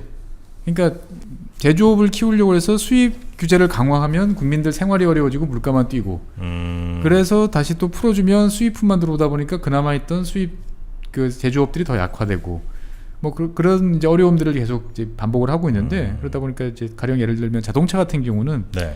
현지 생산 부품을 40% 이상 이제 활용한 자동차 같은 경우는 뭐 세금을 뭐 수입 관세나 여러 가지를 한 15% 이상 자동차 뭐 개별 소비세 같은 이런 것들을 15% 이상 깎아주고 네. 뭐 이런 식으로 있어요. 그래서 뭐 30% 쓰면 10% 깎아주고 그다음에 이제 국산차 같은 경우도 어느 차가 국산차냐 그러면은 뭐 자기 자국산 부품일 뭐 30%나 뭐 이제 상용차 같은 경우 30% 이상이면은 이제 국산차로 인정해주고 뭐 이런 이제 우리도 옛날에 했던 이제 이런 조치들을 많이 취하고 있는데 사실 잘 되지는 않는 것 같아요 보면. 그러니까 인구 자체도 브라질에 비해서 좀 적은 편이고 예 여러 가지로 이제 좀 그러니까 좀 이따 말씀드리겠지만 아르헨티나의 꿈은 제조업을 잘 해보는 게 소원이었는데 네. 이게 100년째 지금 잘 안 되고 있는. 그 제조업 아니면 도저히 못 살 상황이 돼야 제조업이 되나 봐요. 그러니까 여기는 제조업 안 해도 고기 먹고 뭐 빵 먹는 데 이상 없고 이러니까. 그래서 뭐 이왕 경제 이야기 나온 김에 조금 이야기를 해보면 사실 중남미 국가들이 못 살 나라 이유가 별로 없어요. 그렇잖아요. 아, 여러 조건들이 이 조건들이 브라질, 아르헨티나 뭐 이런 나라들 생각을 해보면 그러니까 1953년으로 시계를 되돌려 생각을 해보면 당시 대한민국 GDP가 이제 그 어떻게 계산했는지 모르겠으나 뭐 한 21억 달러 정도로 계산이 돼요. 네. 아르헨티나가 당시 49억 달러, 뭐 칠레가 29억 달러, 베네수엘라 39억 달러. 53년에? 53년에. 우리나라 이렇게 잘 살았어요? 우리나라가 비교적 사실은 아주 못 살지는 않았어요. 왜냐하면은 이제 그게 아 그래요? 네. 이게 이 여러 가지 착오가 좀 있어요. 그러니까 우리가 되게 뭐 아프리카 최빈국 수준이었다 뭐 이러는데 네. 그렇게 따지게 된 여러 가지가 있어요. 그러니까 환율의 문제도 있었고요. 우리가 이제 일부러 환율을 되게 고평가해가지고 네. 이제 끌고 갔던 면도 있고요. 왜냐하면 원조를 받는 입장에서 봤을 때는 환율을 이제 그 뭐라고 그래야 되나 원화를 좀 강세로 만들어놔야 네. 우리가 필요한 게 100원인데 1달러에 100원일 때랑 1달러에 1000원일 때랑 그러면 원조 액수를 늘릴 때는 우리가 100원일 때가 훨씬 유리하지 않습니까? 그렇지. 보면은. 아, 그 100만 불 줘봐야 얼마 안 된다니까요. 이렇게 얘기할 수도 있는 거지. 그렇죠. 원조 기간에. 예. 원으로 바꿔 얼마 안 돼요. 원조 얼마 그러다 보니까 이제 그 이승만 정부는 계속 인위적으로 저환율 정책. 예, 그러니까 상당히 원화 강세를 이제 계속 유지를 했어요. 그래요? 수출할 건 없으니까 수출 그때 뭐. 그러니까 이제 수출이란 거는 생각을 안 했던 그러니까. 시절이니까. 그러네. 예, 그래서 사실 우리가 아주 50년대가 그렇게 막 물론 전쟁 직후니까 당연히 이제 못 살 뭐 이런 거는 있었지만 아주 막 우리가 생각하는 것처럼 아프리카 저 바닥에 있는 이제 이 수준은 사실 아니었어요. 하기가 산업화가 어느 정도 진행이 된 때잖아요. 그리고 이제 배웠고 일제라는 걸 통해 가지고 일단 어느 정도는 이제 머릿속에 들어있는데 어쨌거나 이 정도였는데 2019년으로 보면은 우리가 이제 1조 6,300억 달러 정도 돼요.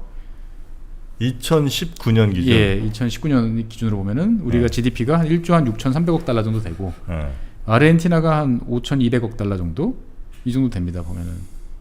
아니 그 아르헨티나가 53년도에는 예, 49억 달러, 50억 달러 정도. 거의 잘 살았던 나라인데 왜 이렇게 작아요 거기는? 그러니까 이 격차가 왜 발생했느냐가 사실은 남미 경제를 설명하는 많은 이제 아니 정프로 얘기는 그때도 아르헨티나가 그거밖에 안 선진국이었잖아요. 되는 거지. 예, 잘 살았어요. 근데 그러면 우리나라가 21억이면 내가 볼 때 그 1차 산업 때문에 GDP로 계상되는 거는 이게 이제 그 당시 명목상이 아니고 제가 말씀드린 거는 이제 나중에 이제 그 다시 계산을 했던 이제 그런 수치예요. 보면 2000 몇 년 가격으로 이제 불변 가격으로 환산했을 때 네네. 이제 이렇게 되는 건데, 그러니까 뭐 어떻게 보면은 이제 쉽게 말씀드리면 1950년대나 한 60년대까지는 네. 대한민국이나 남미가 사실 뭐 그렇게 큰 차이가 나지 않고 비슷했다. 그래요? 라고 볼 수도 있어요. 보면은 엄밀히 말하면은.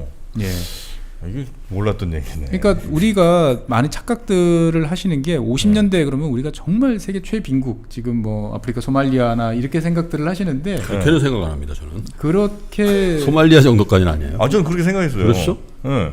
정말 우리나라는 완전히 아무것도 없는 데에서 이렇게 온 거라고 이제 늘 방송이나 뭐 이런 데 보면 맨날 그런 얘기하거든요. 네네. 그러니까 명목화폐로 따지면 이제 그렇게 되는데 실제로 뭐 계산을 해보면 그거보다는 여러 가지 이제 수치들이 이제 그래요? 영향을 미쳤다라고 하는데 어쨌거나 이제 환산을 해보면 한 60년대까지는 뭐 중남미나 우리랑 비슷한 이제 그런 상황이었는데 그 다음부터 그래요? 격차가 확 벌어졌죠. 그 차이가 뭐냐 그러면 중남미 국가들은 이제 수입 대체 산업화 전략을 채택을 했어요. 지난 시간에도 잠깐 말씀드렸지만, 그러니까 선진국에서 수입하던 제조업 상품을 국내에서 생산하는 것으로 대체하는 정도로 만족하는 거죠. 그러니까 왜 그랬냐면은 우리가 생각을 해보면은 1차 산업 품목을 팔아서 벌 수 있는 돈은 제한돼 있고, 네. 이걸 기껏 팔아가지고 제조업 물품을 사오면은 항상 우리는 선진국의 목줄을 메고 끌려다니는 것 같아. 그러면 생각을 해보면 선진국에서 우리가 필요로 하는 이제 이를테면은 라디오니 텔레비전 이런 것만 생산하면은 되잖아. 우리는 손해 볼 거 없고, 네. 그리고 우리는 먹을 게 많아. 그럼 되지 뭐. 이렇게 생각해서 이제 자급자족적 경제를 추구를 했어요. 네. 예. 그러다 보니까 이제 어려운 경제적 표현을 쓰면 이제 비교 열위에 있는 상품들을 이제 인위적으로 생산을 한 거죠, 보면은. 근데 그에 비해서 대한민국은 이제 수출 진흥형 산업화 전략을 이제 채택을 한 거죠, 보면은. 네. 그래서 비교 우위, 이제 우리가 고등학교 경제 시간에 배웠던 이제 절대 우위, 비교 우위에 있는 것들을 우리가 집중적으로 생산하고 비교 열위에 있는 것들은 이제 수입을 하는 거죠. 그러다 보니까 이제 자유무역의 이점을 최대한 이제 활용을 해가지고 네. 교역량을 증가시키는 데 초점을 맞추다 보니까 이런 전략들이 이제 차이가 상당히 이제 크게 나타난 거죠. 그 비교 우위랑 저 절대 우위 이게 네. 고등학교 때 까먹으신 분들이 많을 것 같아서 저도 뭐 아리까리한데, 그러니까 라디오를 우리도 10,000원에 만들 수 있고 미국도 10,000원에 만들 수 있으면 이제 사실 두 개는 똑같은 건데, 우리가 다른 것들은 제가 정확히 좀 설명 좀 해주시죠. 네. 그러니까 비교라는 게 우리나라 안에서 비교할 때, 그죠? 그렇죠. 그러니까 이제 이를테면 우리나라에서 뭐 A라는 품목이 있고 B라는 품목이 있어요. 다 만들 수 있어요. 다 만드는 품목이 있는데 실제로 A라는 품목을 만들었을 때 벌 수 있는 수익은 되게 크고 B라는 품목을 만들었을 때 벌 수 있는 수익은 이제 작다라고 생각을 해보면 네. 그러면 우리는 A라는 품목을 더 집중적으로 많이 만들어가지고 많이 파는 게 네. 실제로 보면 더 벌어들 수 있는 수익이 더 커지는 거죠. 보면은. 그렇죠. 그러니까 그 절대 우위라고 생각을 해보면은 상대방하고 나를 비교하는 거지만 비교 우위는 우리가 생각했을 때 우리 내에서 봤을 때 뭐가 더 경쟁력이 있는지를 따져가지고 비교 우위에 있는 거를 집중적으로 팔고 비교 열위에 있는 것들은 사오고 이런 컨셉이 이제 상대가 되는 거죠. 그러니까 얼핏 생각하면 이게 되게 논리적으로 안 맞는 것 같아요. 그러니까 고등학교 경제 시간에 많은 분들이 이제 좌절하시죠, 여기. 네, 이제 네. 보면은. 그러니까 지금도 사실 우리가 상대방보다 다 불리해라고 생각하는데 어떻게 수출이 되지? 라고 생각을 하는 부분들이 있어요, 보면은. 근데 그게 절대 우위가 아니고 비교 우위이기 때문에 네네. 예. 우리가 더 수익성이 높은 것들을 내다 팔고 수익성이 낮은 비교 열위에 있는 것들은 수입을 해오면 사회 전체적으로 경제적 가치는 올라가고 네. 후생도 올라가는 이제 이런 면이 있는데 심플하게 생각하면 절대 우위는 글로벌하게 다 따져봤을 때 최고에 있으면 걔가 절대 우위인 거고, 그렇죠. 비교 우위는 우리나라 안에서 생각할 때 그렇습니다. 비교적 얘가 얘보다 더 이익이 많이 난다 이러면 이제 얘가 비교 우위에 그렇죠. 있는 거고. 위에 있는 상품들이죠, 보면은. 물론 이제 그 비교 우위이지만 절대적으로 너무 격차가 벌어지면 뭐 국제 시장에서 이제 경쟁력이 없으니까 안 팔리겠지만 어느 정도는 이제 먹혀들 수 있는 네. 이제 상품이 있다라는 거죠. 그래서 뭐 사실 그렇게 생각해 보면 중남미 국가들이 우리처럼 수출 진흥형으로 가면 참 좋았을 텐데 왜 안 갔을까를 생각해 보면 네. 이 중남미 국가도 그렇고 우리나라도 그렇고 사실 산업화라는 건 제조업이었죠. 그렇죠. 제조업. 예, 제조업이었는데 자 제조업을 해보자. 그럼 국제시장 내다 팔아야 돼. 그러면 비교 우위에 집중을 해야 돼. 비교 우위는 네네. 생각을 해봐야 되는데 중남미 국가들 입장에서 봤을 때는 야 우리가 비교 우위가 있는 게 1차 산업이야. 아 그렇겠지. 그렇겠죠. 네. 그러면 1차 산업에 특화되는 게 맞는 거야? 라는 이제 의문이 이제 생기는 거죠. 보면 이미 1차 산업은 이미 1차 산업이 강한데 네. 1차 산업을 더 하면 이게 1차 산업이라는 건 우리가 자기들이 몇십 년 해보니까 이게 교육 조건에 따라서 이게 플럭시에이션이 이제 많은 거죠. 보면 네. 예 많고 소득 탄력성도 낮고 그러다 보니까 이게 맞을까? 라는 생각이 드는 거죠. 그러니까 거기다 1950년대 이제 이 경제학 이론에서 나왔던 게 궁핍화 성장이라는 게 있어요. 성장은 하지만 점점 나라는 궁핍해진다. 그게 뭐예요? 그러니까 비교 우위에 있는 1차 산업을 몰빵을 때려봐야 네. 산업은 확장되지만 교육 조건이 계속 나빠지다 보니까 실제로 우리나라가 자기 남미 국가들 입장에서 봤을 때 사회 전체의 후생은 감소한다. 그러니까 이거는 말이 안 된다. 네네. 라고 이제 생각을 하면서 우리가 이 길을 가는 게 아니고 국제시장에다 뭘 많이 내다 팔아가지고 돈을 벌기보다는 우리가 수입하는 것들을 줄이는 어떤 이런 쪽으로 가는 게 더 맞다. 라고 생각하던 이 이론이 1950년대 전 세계를 되게 풍미를 했어요. 네, 여기에 많이 영향을 좀 받았군요. 그래서. 그렇죠. 우리나라도 사실 영향을 많이 받았어요. 아 그래? 예. 근데 우리는 잘 했잖아요. 그렇죠. 그러니까 우리나라는 잘 하게 됐던 게 되게 운명 같은 장난들이 몇 번 있었죠. 그러니까 이 당시에 이런 이론에 대해서 밝았던 사람들은 젊은 군인들이 많았어요. 네. 젊은 군인들, 젊은 엘리트들. 그래서 이 사람들이 정권을 잡은 많은 독립한 1940, 50년대 독립한 많은 국가들은 대부분 나라들이 수입 대체 전략을 썼어요. 네. 썼는데 이제 우리 같은 경우는 실패를 한 거죠. 보면은 수입 대체 전략이 실패를 했구나. 실패했어요. 1960년대 그 이제 61년 이렇게 넘어오면서 뭐 쿠데타 이제 일어나고 5.16 일어나고 그래가지고 수입 대체를 강하게 밀어붙였습니다. 네. 그래서 이제 매판 자본이라고 할 수 있는 이제 그 뭐 우리 이병철 회장님을 비롯한 이제 당시 재벌들 부정 축제자로 몰려가지고 빵에 가시고 막 이렇게 했는데 막상 해보니까 안 되는 거예요. 보면 특히 우리가 제일 안 됐을 때 어려운 점이 뭐냐면은 외국에서 사와야 될 우리가 팔 게 없잖아요. 보면은 꼭 필요한 것들은 뭐 석유라든지 이런 것들은 사와야 되는데 이것들은 다 우리가 이제 미군한테 의존을 했던 상황인 거죠. 네. 그러니까 뭐 이를테면 박정희 이제 5.16 쿠데타 이후에 화폐 개혁하고 미국이랑 그 상의 없이 막 이러니까 미국이 어떤 수단을 했냐면은 한국군에 대한 석유 공급을 확 줄여버렸어요. 훈련 못하게? 그러니까 이제 니들 그런 식으로 하면은 아무것도 못해 보면 하는 것들 위력을 이제 보여주는 거죠. 자꾸 그런 식으로 개길래. 그러니까 이제 우리가 석유도 없고 할 수 있는 게 별로 없다라는 생각이 이제 새삼 느낀 거죠. 그럼 이걸 외국에서 사와야 되는데 우린 돈이 없어. 끝났네. 끝나면 안 되잖아요. 그러니까 우리가 쿠데타를 왜 했을까 이런 이제 회의까지 이제 벌어지는 와중에 이제 그 사업가들이 찾아간 거죠. 이렇게 할 수 있습니다. 외국에 나가서 물건을 팔아서 돈을 벌어올 수 있습니다. 저희가 해볼게요. 그리고 저를 시키세요 이런 거. 그냥 말로만 한 게 아니고 데이터를 들이밀었어요. 1950년대 55년 이후에 우리나라 같은 경우는 벌써 한 60년대 초반까지 이제 그 면직물 이게 이제 홍콩이나 마카오 뭐 이제 주로 이제 홍콩 쪽 수출이 꽤 많이 늘었거든요. 네. 그렇죠. 이런 자료들을 이제 들이밀면서 이렇게 가면 됩니다라고 이제. 그래 이게 전방, 경방 이런 데죠. 그렇죠. 네. 예. 경성방직. 그렇죠. 그러니까 어떻게 보면은 이제 남미 같은 경우는 이제 궁핍화 성장 이론이 딱 맞는 나라였고요. 우리가 1차 산업에 몰빵해봐야 이게 안 돼. 네. 그러니까 우리는 제조업을 좀 해야 되고, 그 다음에 또 한편으로 보면은 이 남미 국가들은 1940년대에 이제 2차 세계대전 와중에 물건 많이 팔았잖아요. 농축산물 많이 팔면서 돈을 많이 벌었잖아요. 보면은. 그러면서 한편으로 보면은 그 나름대로 산업 부르주아들이 꽤 성장이 있었던 거죠. 네. 예, 이 사람들한테 이 사람들 같은 경우는 약간 고립되어 있는 그런 면들이 유리한 거예요. 보면은. 고립돼 있는 게. 예. 그러니까 어차피 우리가 지금 요 정도 물건을 팔아서 우리 내부적으로 이렇게 팔아서 우리가 지금 내가 부를 좀 창출을 했는데. 네. 전쟁이 끝나고 나니까 다시 선진국들이랑 다시 경쟁을 해야 되는 건 이제 싫은 거죠. 부담스러운 거죠. 그러니까 장벽을 치고 우리끼리 가는 게 맞다라고 생각을 하는 이런 분위기들이 상당히 이제 강했던 거죠. 네. 그러다 보니까 이제 내부적으로도 그런 논리가 된 거죠. 야, 이게 제조업이라는 건 선진국이 할 거지 우리 같은 변두리에 있는 국가들이 할 산업이 아니야. 라는 논리도 이제 또 먹혀들기 시작을 했던 거죠. 네. 그러면서 서로가 짝짝꿍이 되다 보니까 실제로 이제 이 나라들은 최종 소비자를 만들자. 그러니까 텔레비전을 만들자.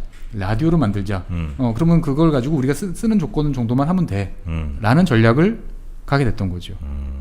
그러면 생각해보면 될 것 같은데 이게 잘 안 되는 이유가 뭐냐면 규모 경제 안 되는 거지. 라디오를 만들려고 그래도 그럼 라디오 공장을 지어야 되잖아요. 네. 라디오 공장을 지으려고 그러면은 거기에 들어가는 각종 필요한 부품 그 다음에 생산 장비들은 또 수입을 해와야 되는 거예요. 라디오 공장만 하고 싶다고 하더라도 예, 그러니까 처음에는 소비재 수입을 대체하면 된다고 생각을 했는데 소비재 수입을 대체하려고 보니까 이번에 자본재를 수입을 해봐야 되는 거예요. 산업재, 자본재. 예, 자본재는 더 비싸잖아요, 소비재보다.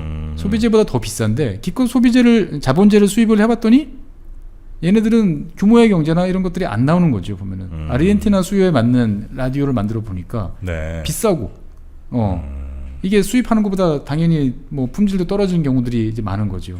그러니까 뭐 트랜지스터도 수입해야 되고 스피커도 따로 수입하니까 조립만 여기서 하는데 그렇죠. 별로 그게 소용이 없더라. 소용이 없더라. 네. 그 경쟁력이 안 돼요. 그럼 수입을 하면 어떻게 돼요? 그럼 우리를 기껏 만들어 놓은 걸 보호해 줘야 되니까 관세를 높입니다. 300%, 500%. 라디오에 대해서. 네네. 그러면은 이제 자국산 라디오가 더 싸지는 거죠. 네네. 이제 보면은 이런 식으로 이제 남미 대부분의 나라들이 이제 갔어요. 보면은 그러다 보니까 더 비싼 비용을 이제 지불을 이제 하게 되고 네. 또 이렇게 그 수입을 감소를 막는 좋은 방법 중에 하나는 자국 통화를 강하게 유지를 하면 됩니다. 수입을 막는 방법 중에 하나가 그렇죠. 보면은 그러니까 수입을 막는 게 자국 통화를 약하게 해야지 수입을 막는 거 아니에요? 자국 통화 강하면 수입이 잘 되는 거. 그렇죠. 보면은 자국 통화가 가치가 높으면 네. 달러가 싸지는 거니까. 그렇지. 예. 여기서 약간 좀 헷갈리는데 저도 이제 보면은 네. 어쨌거나 이 아르헨티나 같은 경우는 이제 그래서 남미 국가들 같은 경우는 상시적으로 경상수지 적자 구조가 이제 계속 발생을 하고 있고요. 네. 그 다음에 이제 그 통화 가치를 높였어요. 남미 같은 경우는 높게 유지를 해서 이제 수출 같은 경우도 수출을 이제 많이 했을 때 농작물이나 이런 것들이 많이 나가는 것들을 일정 부분 막기 위해서 고평가 정책도 이제 같이 갔습니다. 환율을 높이. 네. 그러니까 약간 헷갈리실 텐데 네네. 통화 가치는 높이고 환율은 낮게 유지하는 거죠. 그렇죠. 그게 가능해요? 그게 그 얘기지. 통화 가치 $1 환율이 낮아야 원화가 높은 거 아니야? 아니, 통화 가치를 높게 해서 우리 통화를 높게 해서 달러를 낮게 만들고. 그러면 수출이 잘 안 될 거야. 수출이 안 되고. 수출이 잘 안 되는 거죠. 수입은 잘 되지. 예. 근데 어쨌거나 이 통화 가치를 상당히 이제 일부러 네. 그런 걸 보호하기 위한 식으로 조정을 하면서 이제 경상수지를 일정 부분 적자 수준으로 계속 끌고 갔던 거죠. 보면은. 네. 그러다가 결국은 이제 외화 위기가 이제 여러 차례 이제 오면서 중남미 국가들이 이제 망하기 시작을 했던 게 1980년대고 우리나라 같은 경우는 1980년대 그 또 외채 위기가 되게 심각했어요. 우리나라가요? 예.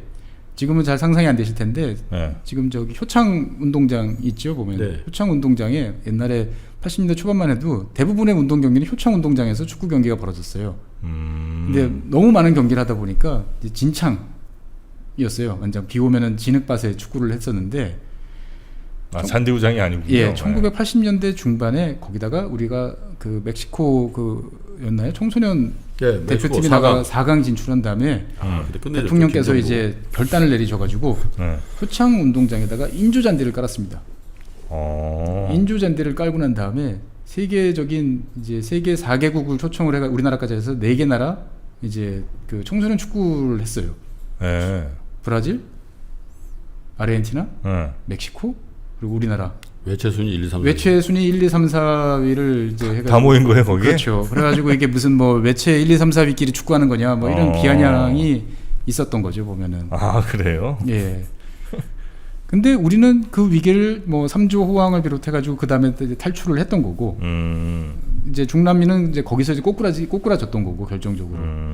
그러니까 아시아 국가들은 이제 돈 빌려준 입장에서 이렇게 봤을 때 보면은 쟤네들은 어떻게든 끊임없이 외화를 벌려고 밖에다가 물건을 내다 파는 정책을 펼치고 빚은 늘어나지만 계속 캐시플로우는 맞추려고 노력을 하는 게 이제 외국 투자들 입장에서 봤을 때 보여졌던 거죠 보면. 네. 그러다 보니까 한국은 좀 불안하긴 하지만 그래도 돈 빌려줄 만해 라고 생각을 하니까 만기 돌아오면 연장해주고 좀 더 빌려주세요 그러면 글쎄 하지만 또 빌려주고 이러면서 한국은 계속 그걸 토대로 해가지고 경제를 발전시키면서 어느 날부턴가 경상수지 흑자로 이제 돌아서면서 그거를 갚아내는 이제 그 구조가 됐는데 비해서 중남미 국가들은 자급자족적인 어떤 그런 수입 대체 전략을 계속 펼쳤던 거죠 보면. 그래서 수입 대체 전략을 펼친 모든 나라들은 다 망했어요.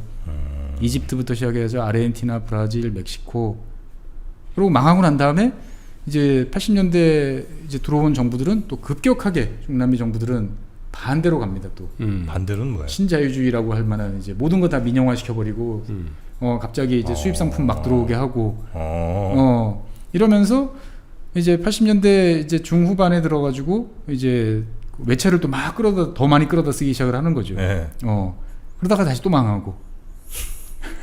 이거 완전히 그냥 극과 극을 오가는. 그렇죠. 그러니까 찬물, 더운물, 냉탕, 온탕을 막 계속 왔다 갔다 하는. 그러다 망하고 나면 야 우리가 외채를 외국 자본들이 너무 많이 들어왔기 때문에 안 돼. 그래서 들어오지 마. 그러고 난 다음에 다시 또 국유화. 됐다가 또 망하면 또 반대. 그 극단적인 사례가 이제 아르헨티나인 거죠. 이제 보면은 아르헨티나는 여러 번 망했으니까. 그 에바 페론 우리 얘기잖아요. 페론 정권. 네. 거기는 어떤 거예요? 그러니까 이제 에바 페론 같은 경우가 보면 대표적으로 한 60년대쯤인가요? 그게? 40년대부터 40년대. 네, 40년대부터 해가지고 이제 한 50년대까지였는데 네. 뭐 쉽게 말씀드리면 되게 들어보면 좋아요. 그러니까 뭐냐면은 노동자들과 서민들을 철저하게 보호해 주는 정책을 펼친 거죠. 임금도 높여주고 네. 해고도 막아주고 여러 가지를 많이 줬어요. 자유롭게. 그러고 난 다음에 대신 노조나 이런 사람들은 철저하게 국가의 뜻에 순응할 수 있도록 국가와 너희들이 함께 가는 거야 라는 어떤 그런 식으로 간 거죠. 그러니까 그게 가능했던 게 아르헨티나가 1940년대에는 세계에서 아주 잘 사는 나라였기 때문에 외채도 없었어요. 외채 다 갚아버렸어요.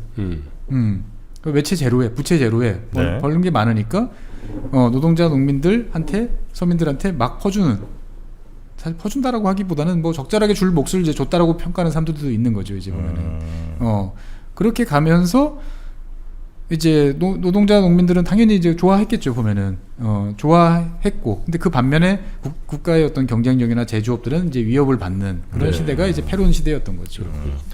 자, 그러면 아주 흥미로울 이 페론 포함해서 페론이라는 사람이 왜 나왔는지 그런 얘기들을 저희가 이어지는 또 역사 시간에 역사 시간에 들어보도록 하겠습니다. 클로징 배경음악을 돈 크라이 포미 아르헨티나를 쫙 깔면 좋겠다. 에바 페론. 그게 에비타였나요? 제목이 예, 영화 에비타. 제목이 예, 에비타였죠. 맞습니다. 에비타 에비타면 예, 또 우리 맞습니다. 마돈나, 모데노. 고에비타는 그거고 네. 그다음에 이제 우리가 주식시장에서 이위 에비타. 야, 정프로가 역시 많이 이 투자화됐어. 자, 그러면 에비타가 헷갈리네. 그 아르헨티나의 경제 돈 얘기를 좀 해봤고요. 예.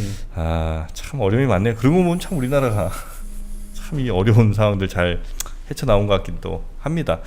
자, 그러면 경제 얘기는 이 정도로 마무리하고 이어지는 아르헨티나 3부에서 저희가 아르헨티나 아주 흥미로운 역사 얘기 이어가도록 하겠습니다. 잠시 후에 돌아오겠습니다.